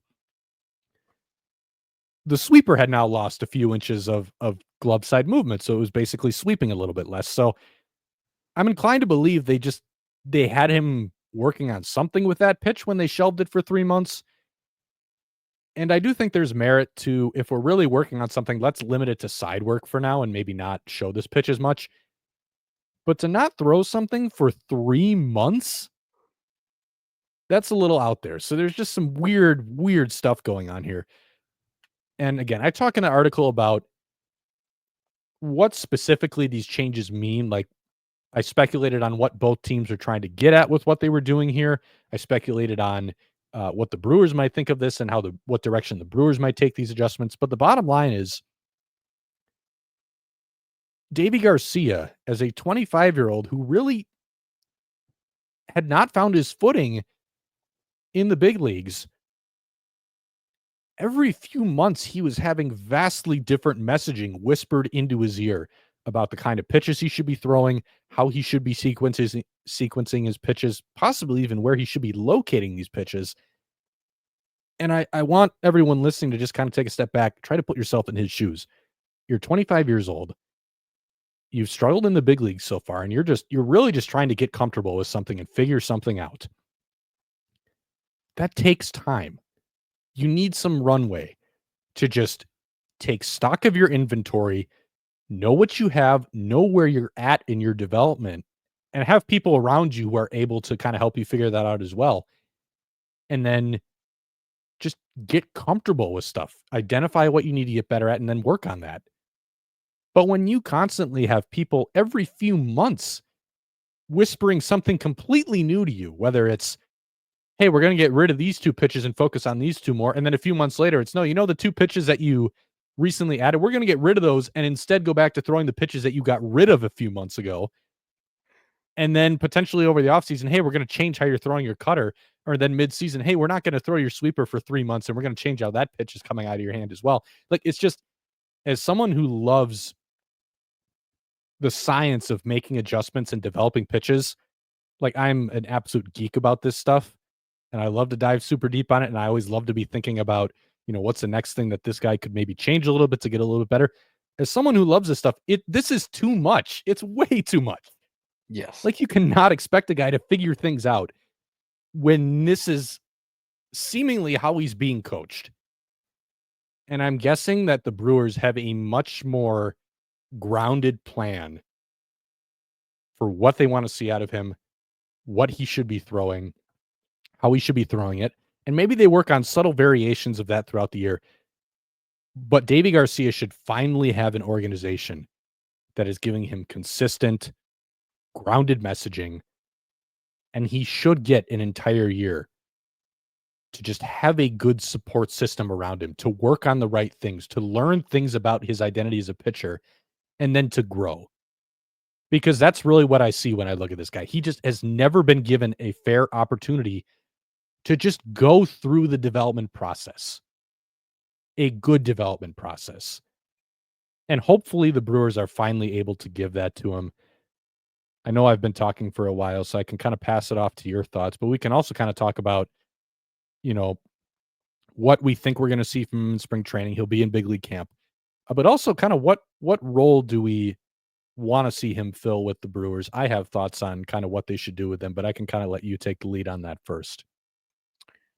Yeah. Well, first of all, I think with everything you just laid out, the White Sox need a Walker McKinven in that organization badly, and that was a good hire for them for a lot of reasons. Yes. But Mhm. given what you were just talking about, I think it's pretty clear they need some organization. They need somebody who knows what he's doing in this realm, and that's exactly what he brings. So hopefully, in the future, the White Sox won't have many Deivi García situations on their hands. But yeah, just in regards to the role, I think first of all, I have nothing to add on what you said. I think you pretty much nailed it. If you haven't read the article, go read the article. It's very well done. But in terms of the Thanks, role, buddy. and I think you're going to agree with this, but I would like to see him back in a starting role in AAA this year.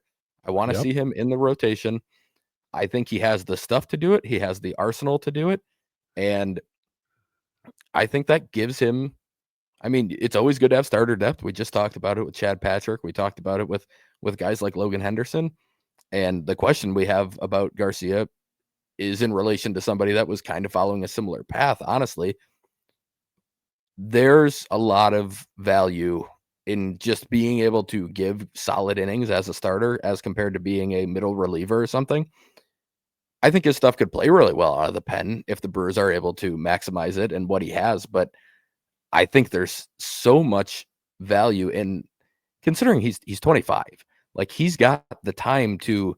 You don't have to make this. Oh, this is it. Like he's 28. We got to figure out if we're putting him in the pen or if we're starting him. Like he has time on his side. He's younger than DL Hall. He's younger than Tobias Myers, or like the exact same age as Myers. Basically, these are guys who still have some time to grow and do all this stuff. And if you have a guy who can start and has the repertoire to do it, then I want him to continue trying to start and give him every opportunity to do so, hopefully with a more clear-cut plan on how to use his stuff and hopefully with a little bit better pitching coach work in general. I mean, the Yankees are really good at what they do on the pitching side. So like Jack talked about, I think the Yankees were heading down the right path. It just came to a time where they couldn't afford to keep him on the 40 man anymore. It was more of a roster crunch for them. So they kind of had to make a probably tough decision for them because there was a lot of ceiling left with Garcia. But then the White Sox kind of undid all the good stuff that the Yankees seemed to be doing in terms of pitch development and everything else with him. So now the Brewers have a chance to kind of redo that, give him the time to work on it. And the other part of that is that longer outings give you more time to kind of feel stuff out in games too. I think that actually helps with development as well. And instead of I'm going out there for an inning, and if I don't have it that day, I don't get the chance to really feel it out in that game. It's just gone. And I got to wait till my next game and hope I find it right away. Like, I think you get more runway to figure stuff out as a starter. And I think if you asked, that would be an interesting question to ask Tobias Myers, honestly, is he struggled in Double A in Biloxi, but was the ability to just continue pitching in those games and to keep getting reps and to continue to do it in a game setting? I would imagine that was helpful compared to somebody telling him like, hey, you got one inning, go figure it out. And if you don't have it, we're going to yank you right away. Like, I just think there's more room for development in a starter's role. So that's what I would hope to see. I believe you have the same thoughts, Jack, but what are you thinking in terms of role? Yeah, this is what I hope the Brewers have laid out for him. This is what I would lay out for him. And granted, this is assuming there's no opt out in his deal Mm-hmm. at the end of spring training, which it hasn't been reported, but judging by how things have gone for him the last few years, I would be surprised if there's an opt out because I don't think he's someone who profiles as a guy who really feels like he can bank on himself in spring training and think that he can parlay that into a big league deal. I don't think that's happening. So assuming there's no opt out, this is what I'm doing if I'm the Brewers going into spring training for this guy. I'm saying, look, we're going to go fastball, cutter, sweeper, changeup. That's going to be your 4-pitch mix. I know Matt talked about maybe splitting that four-seamer into a 4 and a 2 because he's got kind of a wide range there. Maybe you can try that, but if I'm the Brewers, I'm trying not to complicate this more than I need to, so I would just stick with the 4 because we already know how well that pitch plays, and we know he's got the cutter too. And the cutter's part of this as well. So I'm going 4, cutter, sweeper, changeup. We're going to get that cutter back to a little bit more of a cutting fastball because then it's going to play better with your four-seamer. The separation between that pitch and your four-seamer are going to come later in the trajectories of those pitches as they're approaching the plate. So in theory, that should make both of those pitches more deceptive. I would be willing to sacrifice whiffs on the cutter. I think it got more whiffy because he changed it into a little bit more of a breaking ball. I would like to see that be a little bit more of just a keep guys off the fastball type pitch, and maybe a pitch that you can get like up and into some lefties on or something and get some not so great swings. But I want to kind of get like this four-seam cutter tangent. I would keep the changes that the White Sox seemingly made to the sweeper down the stretch because when he was throwing the really big sweeper, he was really struggling to get that pitch in the strike zone, and he wasn't getting a lot of chase with it. And this is something that Chris Hook talked about when I asked him about Aaron Savali. They talked about when he came over, they cautioned him against making the breaking balls too big because there's a line to ride there. Like more movement can be good. Too much movement can be bad because number one, it's hard to land that pitch. And number two, if that ball is moving a lot, if it's moving way too much, it separates from your fastball very early. It separates from your other pitches very early. And that makes it easier for the hitter to identify it early. The earlier you can identify a pitch, it becomes way easier to spit on that pitch and just take it. So I do like the notion of maybe shortening up that sweeper just a little bit, kind of how it looked late in the year. As far as role goes, I'm bringing him into camp and I'm saying, don't stress out about trying to make the big league roster. We just want to get you right, and we want to give you the time to get right. We want to give you the time to figure things out. We don't want you to feel too much pressure. Just put in the work. You're going to get the time to work, and we're just going to get after it, and we're going to do what it takes for things to come together. So I don't really want to go into camp with him in competition for a bullpen role. I want him to come into camp not even really in competition for a rotation role, but I want him to go into camp, try to get stretched out, maybe not even spend that much time in big league camp. Like you can reassign him pretty early on just to focus on stretching him out, because if you keep him in big league camp longer, it gets harder to get him the kind of innings you're looking for. Don't be afraid to reassign him early on. Just get him stretched back out, because I agree with you. I do think this is a starter's arsenal. The control needs to progress a lot to get to a point where he can be a good starter. But again, that's why you take the time to work on this. And I really do think just sticking with the same set of pitches and knowing how the ball moves and getting comfortable, I think that's going to help him. It's very hard to control your stuff when you're not consistently throwing the same stuff throughout an entire season. So you get him into spring training. Again, he'll be with the big league camp early on. Reassign him pretty quickly, depending on how things go, but really just focus on process. Get him stretched back out. Lay it out right away. Here's where we want the arsenal to be. We're going to put in the work to get it here, and this is what we're going to stick to. You know, maybe if some things pop up along the way, we can make some minor tweaks, but there's not going to be any in-season overhauls. There's not going to be a whole lot of, transforming pitches on the fly in season. We're going to lay this out. This is kind of a longer-term vision we have for you, and these are the steps we're going to take to get there. And the end goal is we want you to be a big league starting pitcher. That's how I'm approaching this. Yep. Agreed. I think that's the right way to go on pretty much every level. And let's talk about the question. Aaron Webb asked us, could Garcia be this year's Tobias Myers? Just kind of along those lines, Myers did get reassigned. He was like one of the first pitchers sent to AAA in this past spring. Now, obviously, this was year 2 in the system. It's a little bit different. And I think just to answer that question, that is kind of how I'm viewing it. I think Garcia could potentially be, and it's a different type of pitcher, but the 2026 Tobias Myers, like, have a good showing in AAA. He would probably be I'm imagining he's not on a 2-year minor league deal like Myers was, but a good AAA season, he might get added to the 40-man so that they can keep him in the organization after that. And then potentially show some really good things in the major leagues in 2026, assuming, all the development that we're talking about goes as well as the Brewers are hoping it does. But I would be surprised if he's this year's version of that. I don't think he's somebody that, at least for an extended period of time, is going to impact the major league team. It wouldn't shock me if, end of the year, maybe you see him in some form, but I don't think it's somebody I would expect to see nearly as early as we saw Myers this year, and then especially for such an extended period of time like we saw with Myers. But I don't know if you have different thoughts on that, Jack, but that's really how I'm viewing Garcia's kind of 2025, and then the real MLB impact might be the next year. Yeah, I mean, it depends on what they do with him. If they do go the reliever route, I think that increases the odds that we see him this year. So that's very, very much a possibility. Again, he's pitched exclusively out of the bullpen for a couple of years now as kind of a multi-inning reliever, and maybe that is the route they go.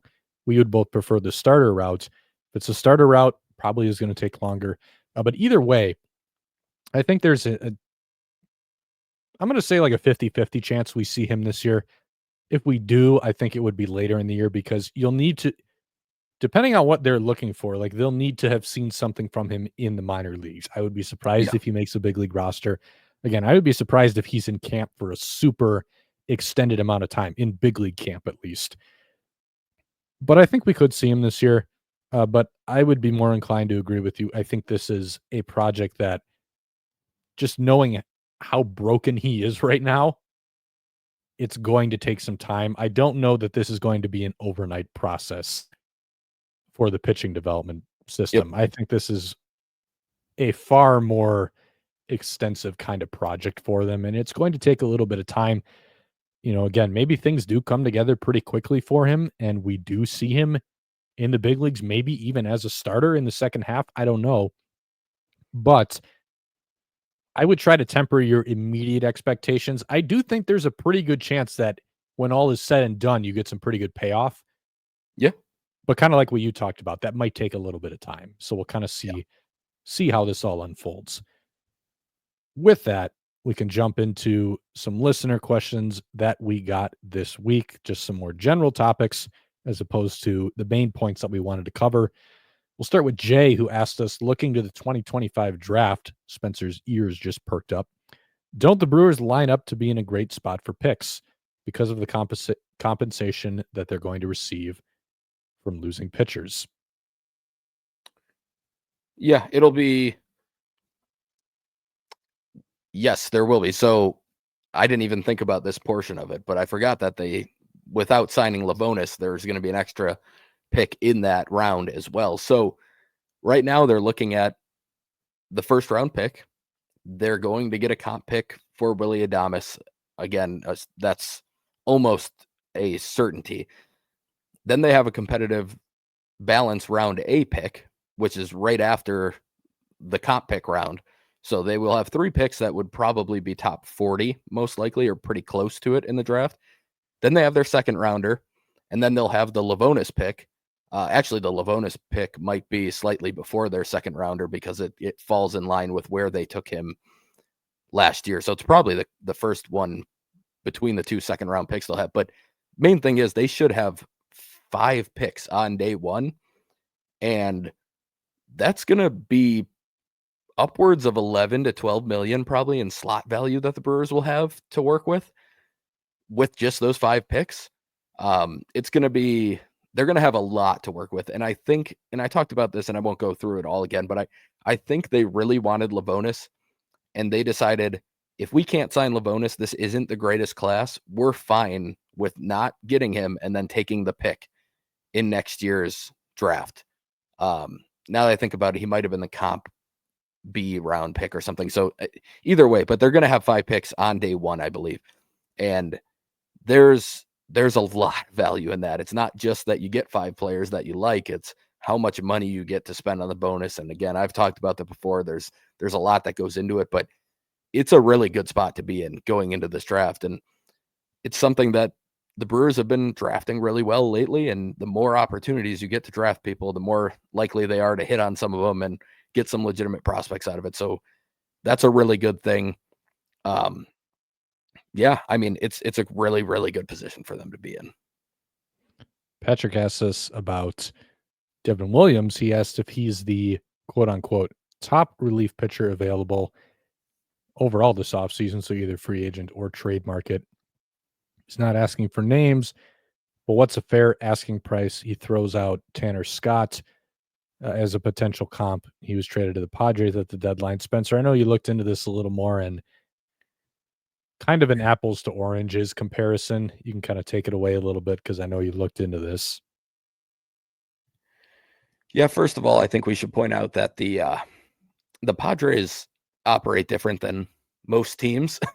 They're very willing to just they seem to almost outbid themselves sometimes, I guess is the way to say it. And the Padres moved Scott, or they got Scott and Brian Hoeing. So there was an extra piece, I should note. It wasn't just Tanner Scott.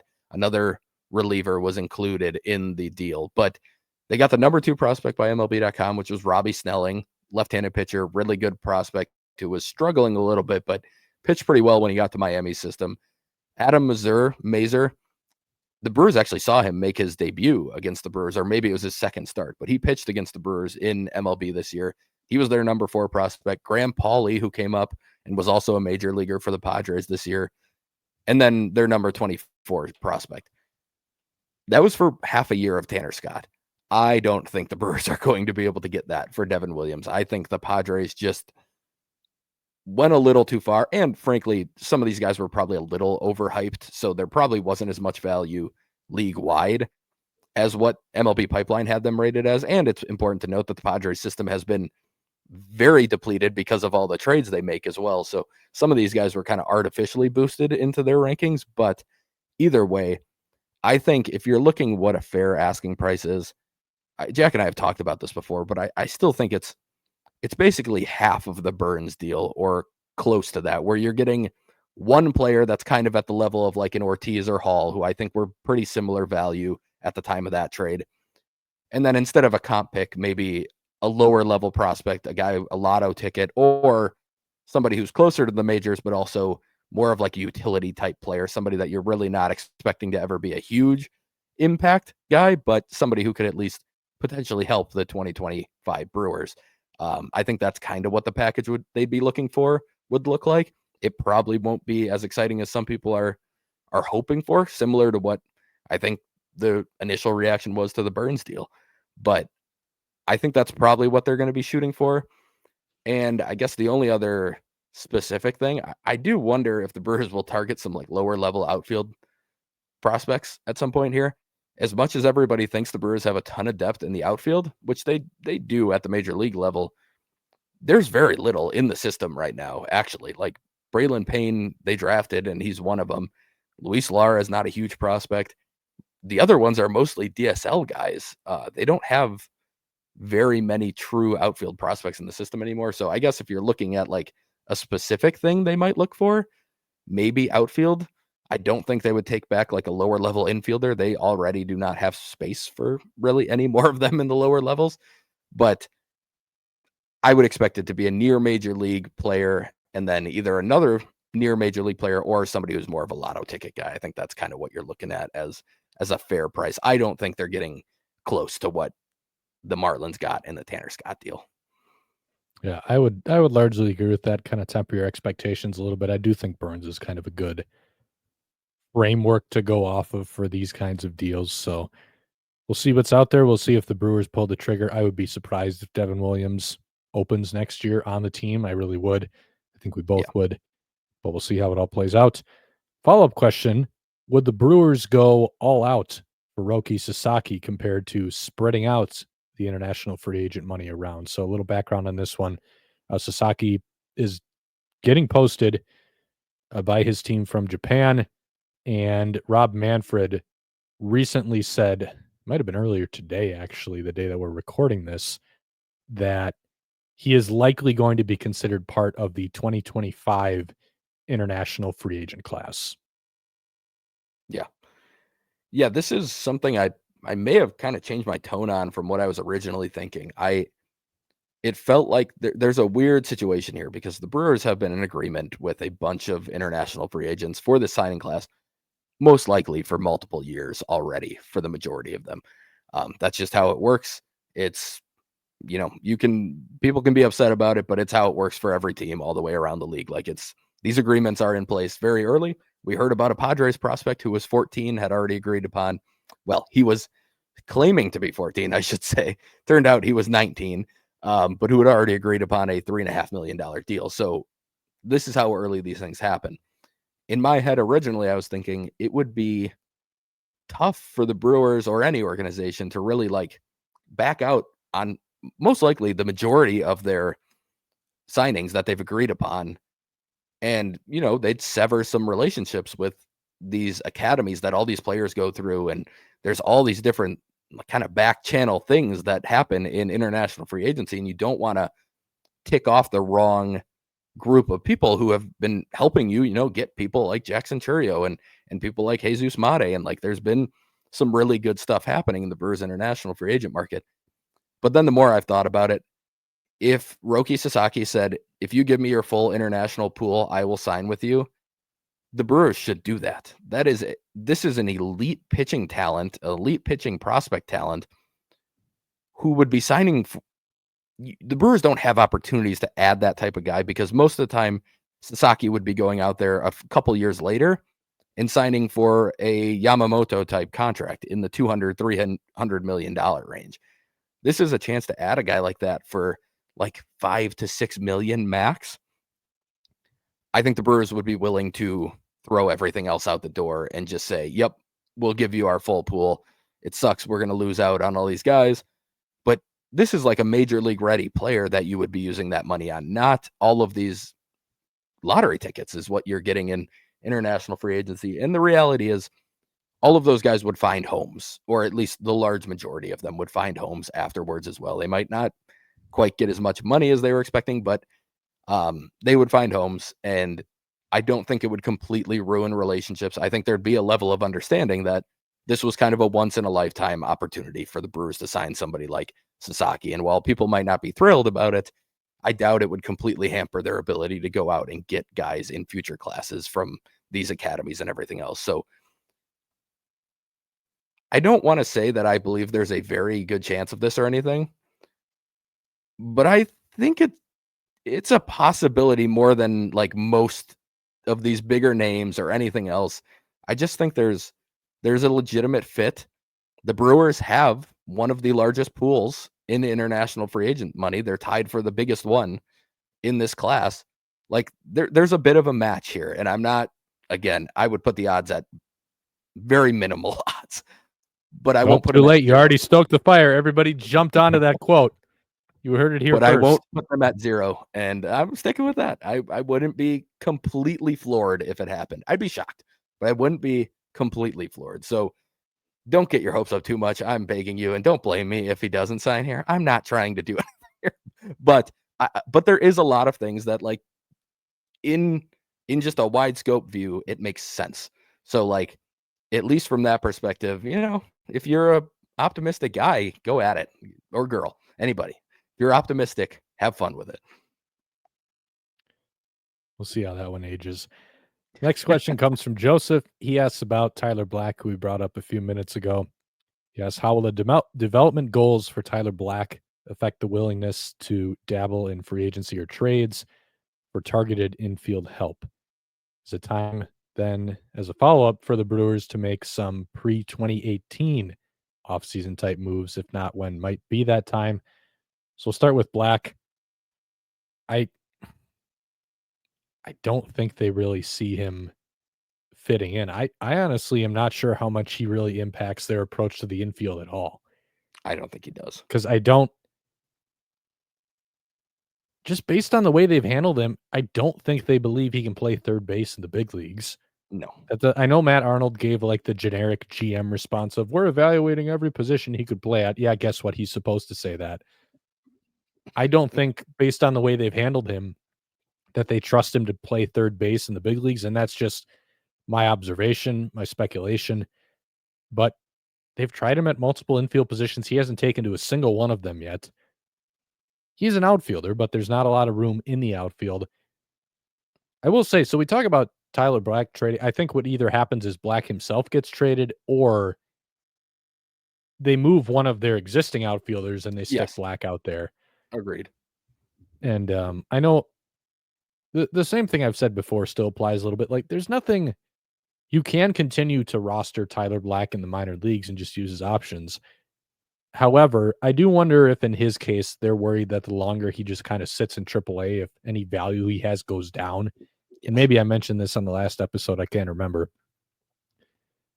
But with that in mind, I think there might be a little bit more of a push to see if you can get something for him right now, especially if you know, like, you're feeling pretty confident that there's just not a long-term fit here, as Mhm. opposed to some of these other outfielders where it's like, we all know they're really talented.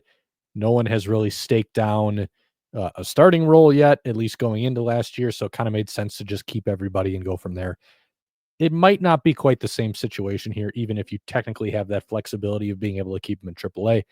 But I don't think he really impacts anything about their approach to getting infield help, because I'm not sure they really see him as a legitimate option for any infield position other than maybe pairing with Hoskins at first base. But even then, like, when Tyler Black was here, they would DH Tyler Black instead of Rhys Hoskins, and Rhys Mhm. Hoskins is quite possibly one of the worst first basemen that I've seen in person play defense. And, sorry, Rhys Hoskins, but that's just the reality. He's not a good defender at all. If the bat comes back around, he'll still be a nice, useful player, but the glove's not good. They still put him in the field over Tyler Black, and it might be related to substitutions a little bit because Black's left-handed. But even so, just nothing about the way they handled him exuded any confidence on their part in his ability to handle any infield position. So I don't think he really impacts any of that. As far as when might it be time to make some pre-2018 offseason type moves, when those moves present themselves is the answer Yep. to that question. The Brewers really just kind of found themselves going into 2018, not only in a spot where they wanted to be competitive, but more importantly, in a spot where these kinds of opportunities that made just too much sense to not take them, those opportunities are right in front of their faces. Mhm. You had Lorenzo Cain, a guy who the Brewers liked his skill set a lot. They were able to bring him in. They had the room and the budget to bring him in. And they figured that he was a guy based on his ability to contribute on multiple sides of the ball, that he was someone who could give them value for most of that contract. And really, the big thing with the Kane contract is I think it was meant to be pretty high floor. And when you look back at it, even though he got injured a lot, I think that largely played out, because you look at Yep. even his worst seasons, discounting the last one where he was done. Every season but that last one when he played, and 2020, I believe, because he didn't play, he gave up his salary for that year, so that doesn't count, in terms of a sunk cost. Because he was such a good defender, and because he could still give you some value on the base paths, even when he wasn't hitting, he was largely like a solid everyday player. And that's why that deal made so much sense for the Brewers. I really think that if they're going to go for it, it needs to be something that has minimal downside to it. And I think Yelich was the same way, because he was a player who, granted, the defense is not great now anymore, but he had won a gold glove in left field at that point in his career and still graded out as a pretty good corner outfielder at that point. Gives you speed. You had the power potential, gets on base a lot. Like, he just does so many different things. And that's why it made sense to give up the players they did. And they gave up Lewis Brinson as the headliner in that deal. Monte Harrison was in that deal as well. 2 outfielders. You basically traded Brinson and Harrison for the kind of player you were hoping those 2 guys could become. Yep. And what people need to realize is it is pretty rare for those opportunities to come up. And there's a lot of things that need to line up. You need to have, not only the room and the budget for it, but also just that player needs to exist in the first place, and they need to be available for that kind of cost. And I don't think that opportunity has really been there for the Brewers since then. I think the next time it is there for the Brewers, they will do everything in their power to take that opportunity, but I just don't think it's been there. You had the stars align exceptionally well with the availability and the fit of those 2 players, and just where the Brewers were at budget-wise. It made so much sense. And I don't think the Brewers really think of it in terms of it's time to make that move again, because you can't manufacture an opportunity or manufacture that kind of move out of thin air. Maybe manufacture an opportunity is bad phrasing. You can manufacture opportunities for yourself to win games. That's just building a good team. But in terms of those specific kind of deals being available for you, you can't just will those into existence. And I'm sure everybody with the Brewers would love for that opportunity to be out there again. But I really don't think it has been since 2018. I don't think it's out there this offseason either. So I don't think we're going to see that kind of move. But if there's a scenario where that kind of, not just that kind of player, those kinds of players, because it was multiple players, if that's available for them, I really do think they'll go for it. But you can't really predict when that's going to be because there's so many factors that go into it. And that's probably going to be a disappointing answer, but that is my honest answer. That's how I look at it. And I'd be willing to guess that's how the Brewers look at it too. Yeah, I agree. First of all, with everything you said on Black, I've got nothing to add there. I think the one thing people fall into a trap of sometimes is just like recreating past off seasons. And there's really no need to do that. Every year and every off season is it's a new opportunity, it's a new situation. There's a lot of different things happening every off season. But you can point to a time where the Brewers made the Contreras deal. Like that kind of falls in line with the Yelich deal. Now they didn't have to give up nearly as much as they did for Yelich, and we talked about that, and everyone's talked about how little they ended up having to give up for Contreras. But that was a chance to take a big chance, like a guy that could really be a big time player for you became available, probably to their surprise, and they were able to make it happen. And even it was in season, but like the Willy Adames deal is another example of something along those lines where it was like, we have a chance to get somebody that we believe is a legitimate future all-star level player who's underperforming right now or just in a weird situation, and we can go get him. In 2018, the Marlins happened to rebuild in the middle of having a very, very talented outfield and being willing to trade all of them. That doesn't happen very often either. There's not usually players that were, I believe Yelich was 26 when that trade happened, with a decent already signed extension to his name. Like those types of players just don't come around a lot. So they'll do it when they have the opportunity. They'll make a big play in a trade or even in free agency if they have the opportunity to do it. But I don't think that they should ever go into any offseason and say, well, we have to go make some big moves this offseason, because that's when you fall into the trap of giving up too much, whether it's money, whether it's years, whether it's players in return in a trade. You fall into that trap, and that's when you get in trouble as a team. And a bigger market can deal with that.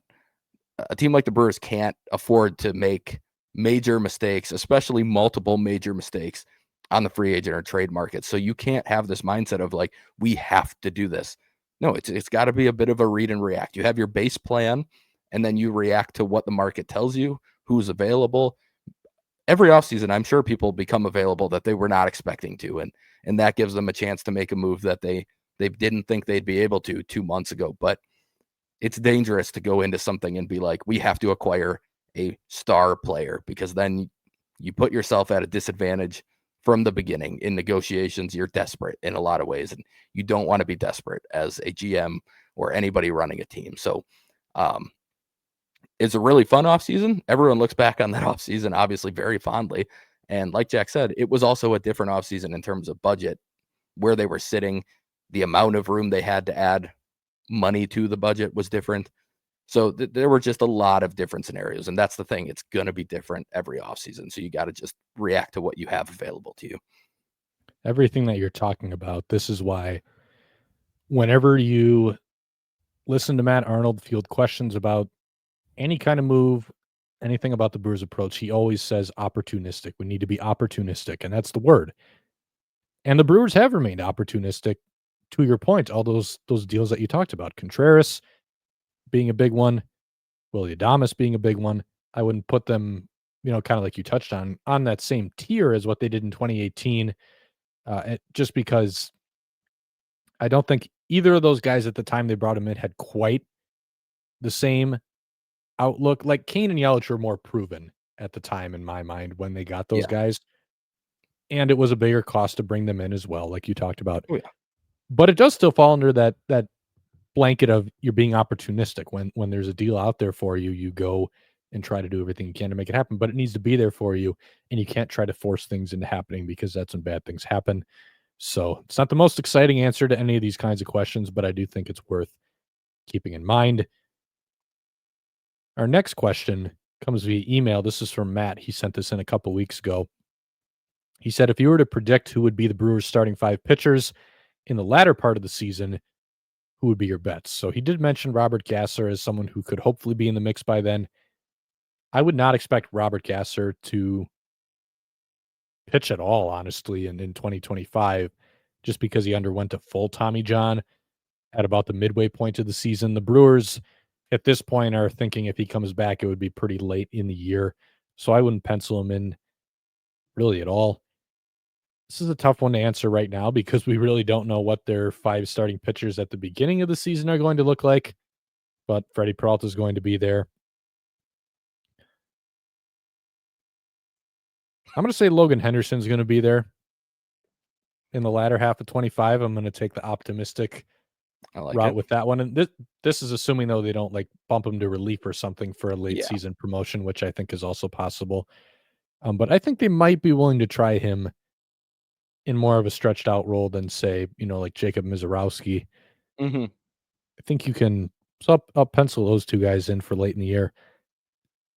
I don't even want to put Myers in there, though, because I think Myers is a regression candidate. So I don't think he's a lock either. Man, this is a tough one, dude.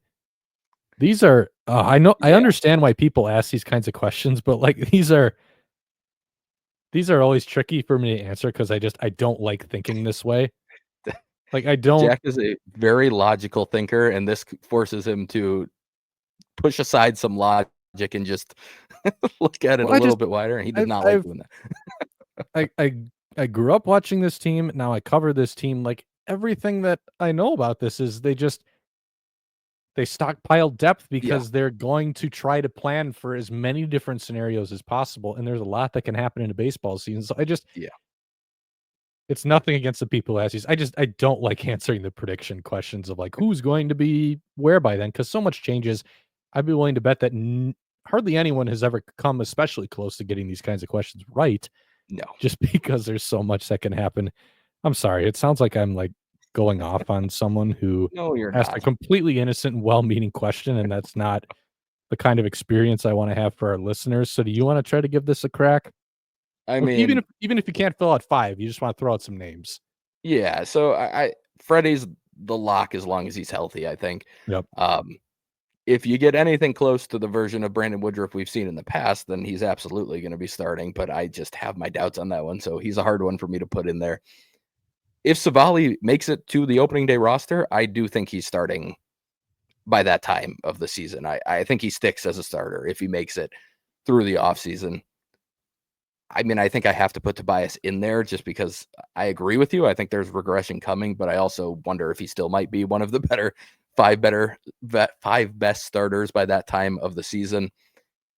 And then I'm gonna put DL Hall in there. I just think he's gonna Ooh, have a better season. That's my all right. hot take one compared to your Logan Henderson. I'm going with DL Hall. I do think I just have a feeling the fastball is going to be figured out a little bit this offseason, that the Brewers are going to have a real offseason to give him a plan, give him time to work on it, and that they're going to figure it out. That's my optimistic view on the starting rotation. So I'll go Hall for my last spot. I like that. I like the optimism there. You think they're going to fix up the fastball a little bit? Everything's going to kind of get back to where we expected that to be. Matt also added that we get a point per correct answer. Well, I don't think either of us officially filled out a full rotation, so I think we kind of limited our point earning ability. We'll probably get a Freddie point both. Well, yeah, that's auto. I don't even know if I count that one though, because that one's just a lock. I can't really feel good about either of our answers there, but we tried. We'll leave it there. On that note, we'll take one more question. I'm going to start with you on this one because this may mirror your recent experience a little more. So Steve on Twitter asks us, what are your favorite food items at AmFam Field? Are there food items no longer available that should be brought back? So I eat press dining meals, so I'll talk about that in a little bit. But Spencer, have you enjoyed any I ballpark food items in the last couple of years that you'd be willing to power rank? the the recency on these is limiting. It's too expensive. I just don't buy ballpark food very often anymore. I'm usually eating before I get there.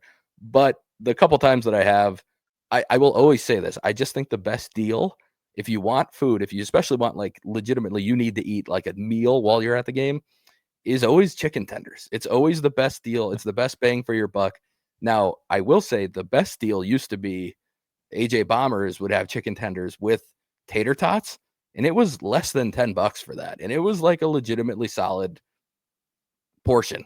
That was my every time I needed food at a Brewer game, I was going to the AJ Bombers spot and getting chicken tenders with tater tots, and it was the best deal by far. They don't have that quite anymore, but it is still the tenders for me. I mean, the hot dogs and the brats, they're good, but they cost so much, like just way too much. So I'm not doing it. I'll do it on like dollar hot dog night, sure, but those are mini hot dogs anyway. So yeah, I think it's the tenders, and I know that sounds childish, but I'm just going for bang for your buck here. I haven't tried any of the actual like I know they have specialty things. I'm not spending that much on specialty food at the ballpark, so I can't give an answer on that one.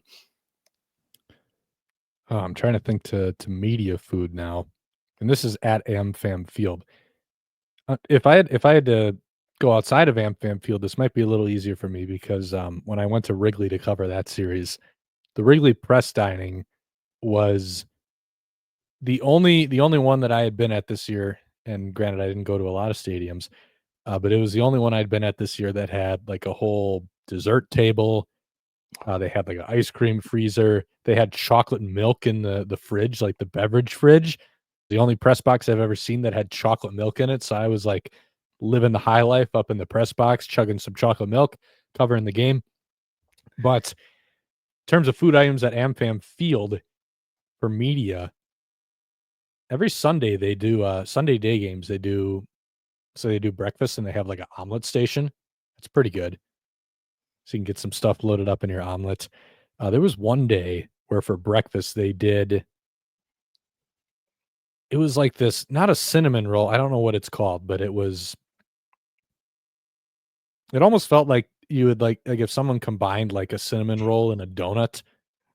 I'm doing a really bad job of describing this. All I know is it was really good.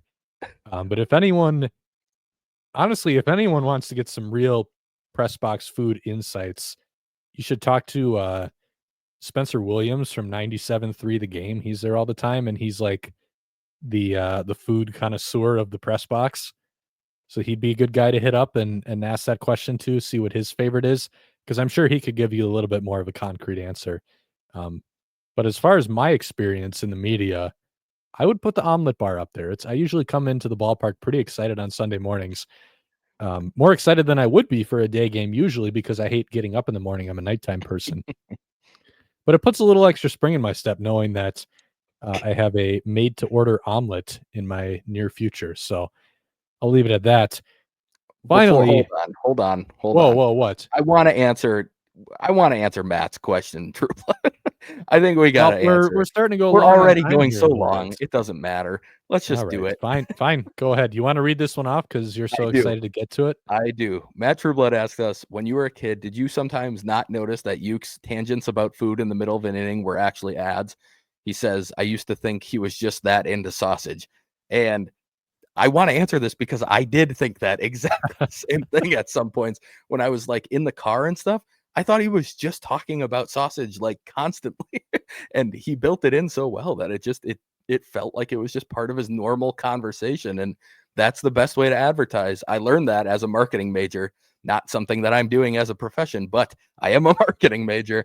And yeah, our advertisement when you don't know you're being advertised to is like the best way to do it. And I'll tell you, I wanted Usinger sausage when my dad would say he was going to go get brats. I was like, Usingers? I didn't know what I was talking about, but I wanted it because Uke was talking about it. So he got me on that, and I did notice it. So I thought that was a great question. So I guess the follow-up question for Matt is, was he ever inspired then by a Brewers radio network broadcast to go out and purchase a package of using her sausage. We'll see if we hear back from him on that or not. We'll see if he's listening. I would assume he's listening if he sent in a question. He better We'll be. find out. Are we ready to transition now to your minor league sandbox? Yes. So I didn't see you had any notes here. I just jotted down some of the minor league signings that the Brewers I've have got made in recent weeks. So you can go through that. You can bring anything else to the table that you prepped for this week. So I'll let you take it away. Yeah, I'm not going to talk about anything currently happening in the organization. I just did that for like 2 hours and 40 minutes yesterday, and now we just passed the 2 hour mark on this one. So I've talked Brewers for like 5 hours the last 2 days, and I love it. And I hope you guys are all listening to this and you love it as well. But also, if you're not, I apologize because I have talked a lot about the Brewers lately. But yeah, they made 4 minor league signings, starting with Reynel Delgado, an infielder. He's been in the Guardians organization the last couple of years.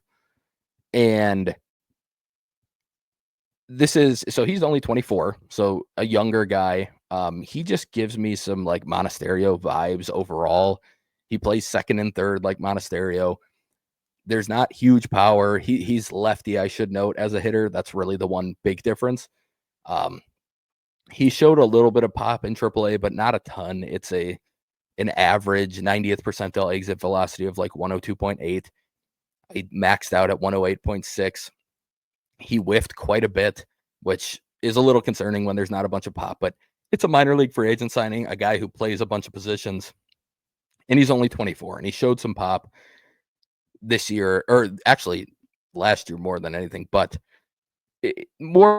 this one's not really. The first 2 I'm going to talk about aren't super exciting to me. I actually do think there's a little bit to go off with the next 2 or the final 2.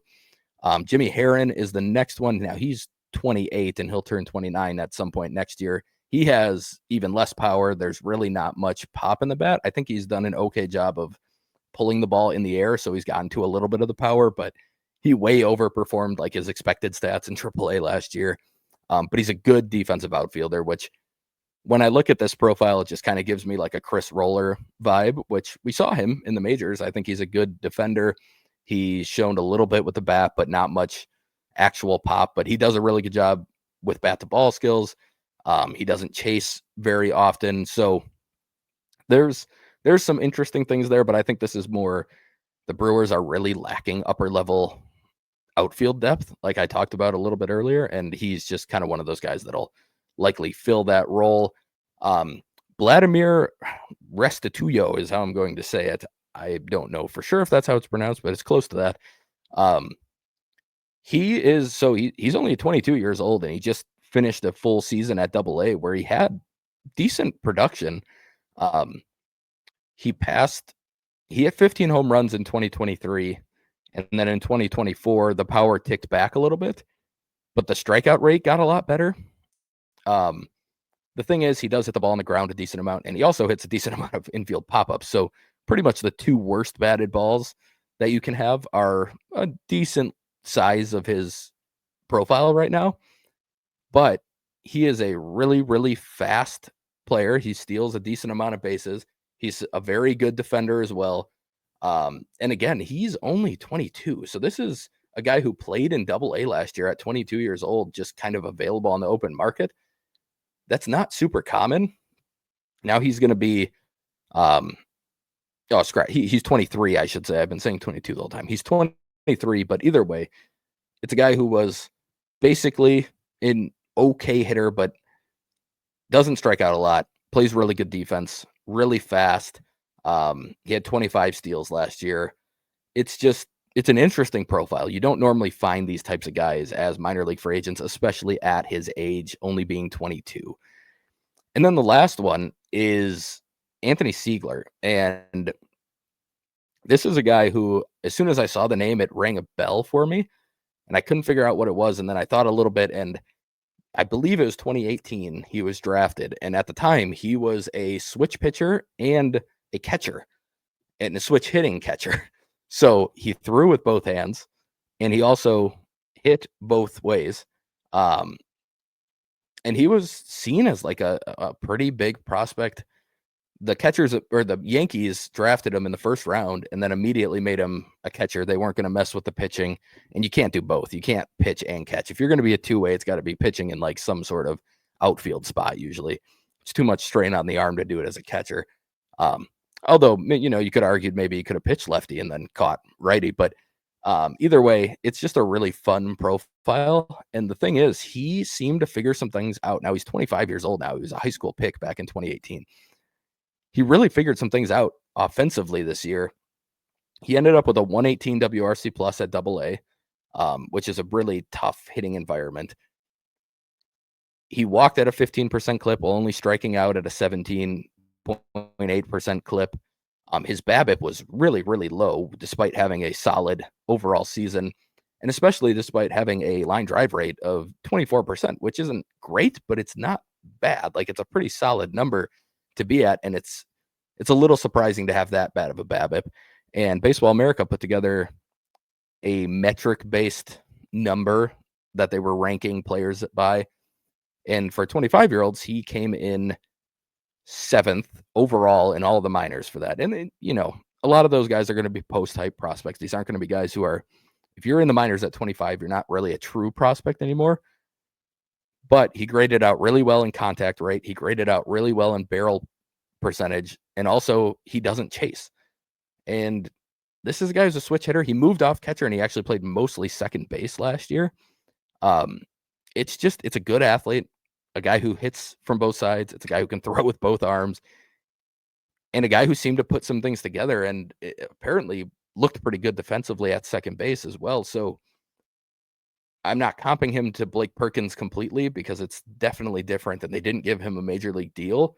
But this is kind of what people said about Blake Perkins at the time, was like, he does a lot of good things defensively, and he just started to kind of figure some stuff out offensively right now. And they're both switch hitters and everything too. So there's a little bit of like, okay, like, this is a former legitimately top 10 prospect in the Yankees org after being drafted.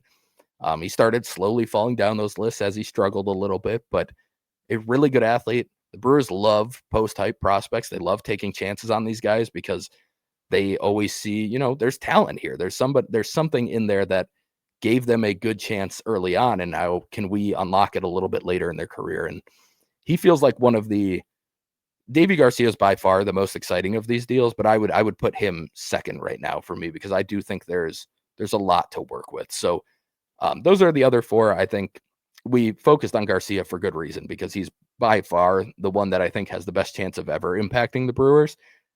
But these guys matter. Their depth in the minors, they might impact a couple games in the majors in a year or two, and that can be important. You can have a guy who helps you win a game or two just in spot starts or just by being able to hold his own in the majors when called upon. So all of these signings matter. They matter for filling out rosters. They matter for potentially helping in a small but help in really important situation. And then there's also the possibility some guys figure it out. Monasterio's now been on the Brewers for a year and a half. He was a minor league deal a few years back. Tobias Myers was a minor league deal. Colin Ray was a minor league deal. Like, there's a lot of value that can be found here. And so I want to highlight them. Like, there's at least something you can dream on with all of these guys, and especially those last two, I think. So that's all I've got because, again, I talked way too much about the minor leagues last night. But I figured we'd highlight these guys because we did not do that at any other point. Yeah, when the Brewers signed Segler, I had that same kind of not Blake Perkins comp in my mind, but I thought of Blake Perkins. Like, it is that kind of, post-hype. Again, another guy with the Yankees in this case too. Post-hype seemed like some things kind of started to come together for him a little bit. So with a little more added development, maybe he is a guy that impacts the big leagues, even if it's in a part-time role. But yeah, I mean, I don't think you can read too much into every single one of these signings the Brewers make because some of them legitimately just are, we need a guy to fill this position for us. But a lot of them are, we're picking this guy specifically because we see something here. It doesn't mean that he's going to tap into it, but successful big league organizations consistently replenish their systems with talent or some kind of promise throughout the organization at all kinds of different positions, and that takes all kinds of different forms. So I'm sure that this will kind of be an area of focus as well for the minor league sandbox every time we do this throughout the offseason. If there are any minor league signings that Spencer wants to call attention to, it's a good slot in which to do that. This was a long episode. Hopefully it's a little more bearable because we're now on the every other week format. This would be a good one for people to probably just break up over the weekend or something and kind of listen to it in chunks, because we try to section it out a little bit so that people can kind of digest it piece by piece a little bit. If you did sit through an entire 2-hour show in one sitting, give yourself a pat on the back. That's pretty impressive. Yeah, Spencer gave a little salute there. I don't know if you're watching the video version or not.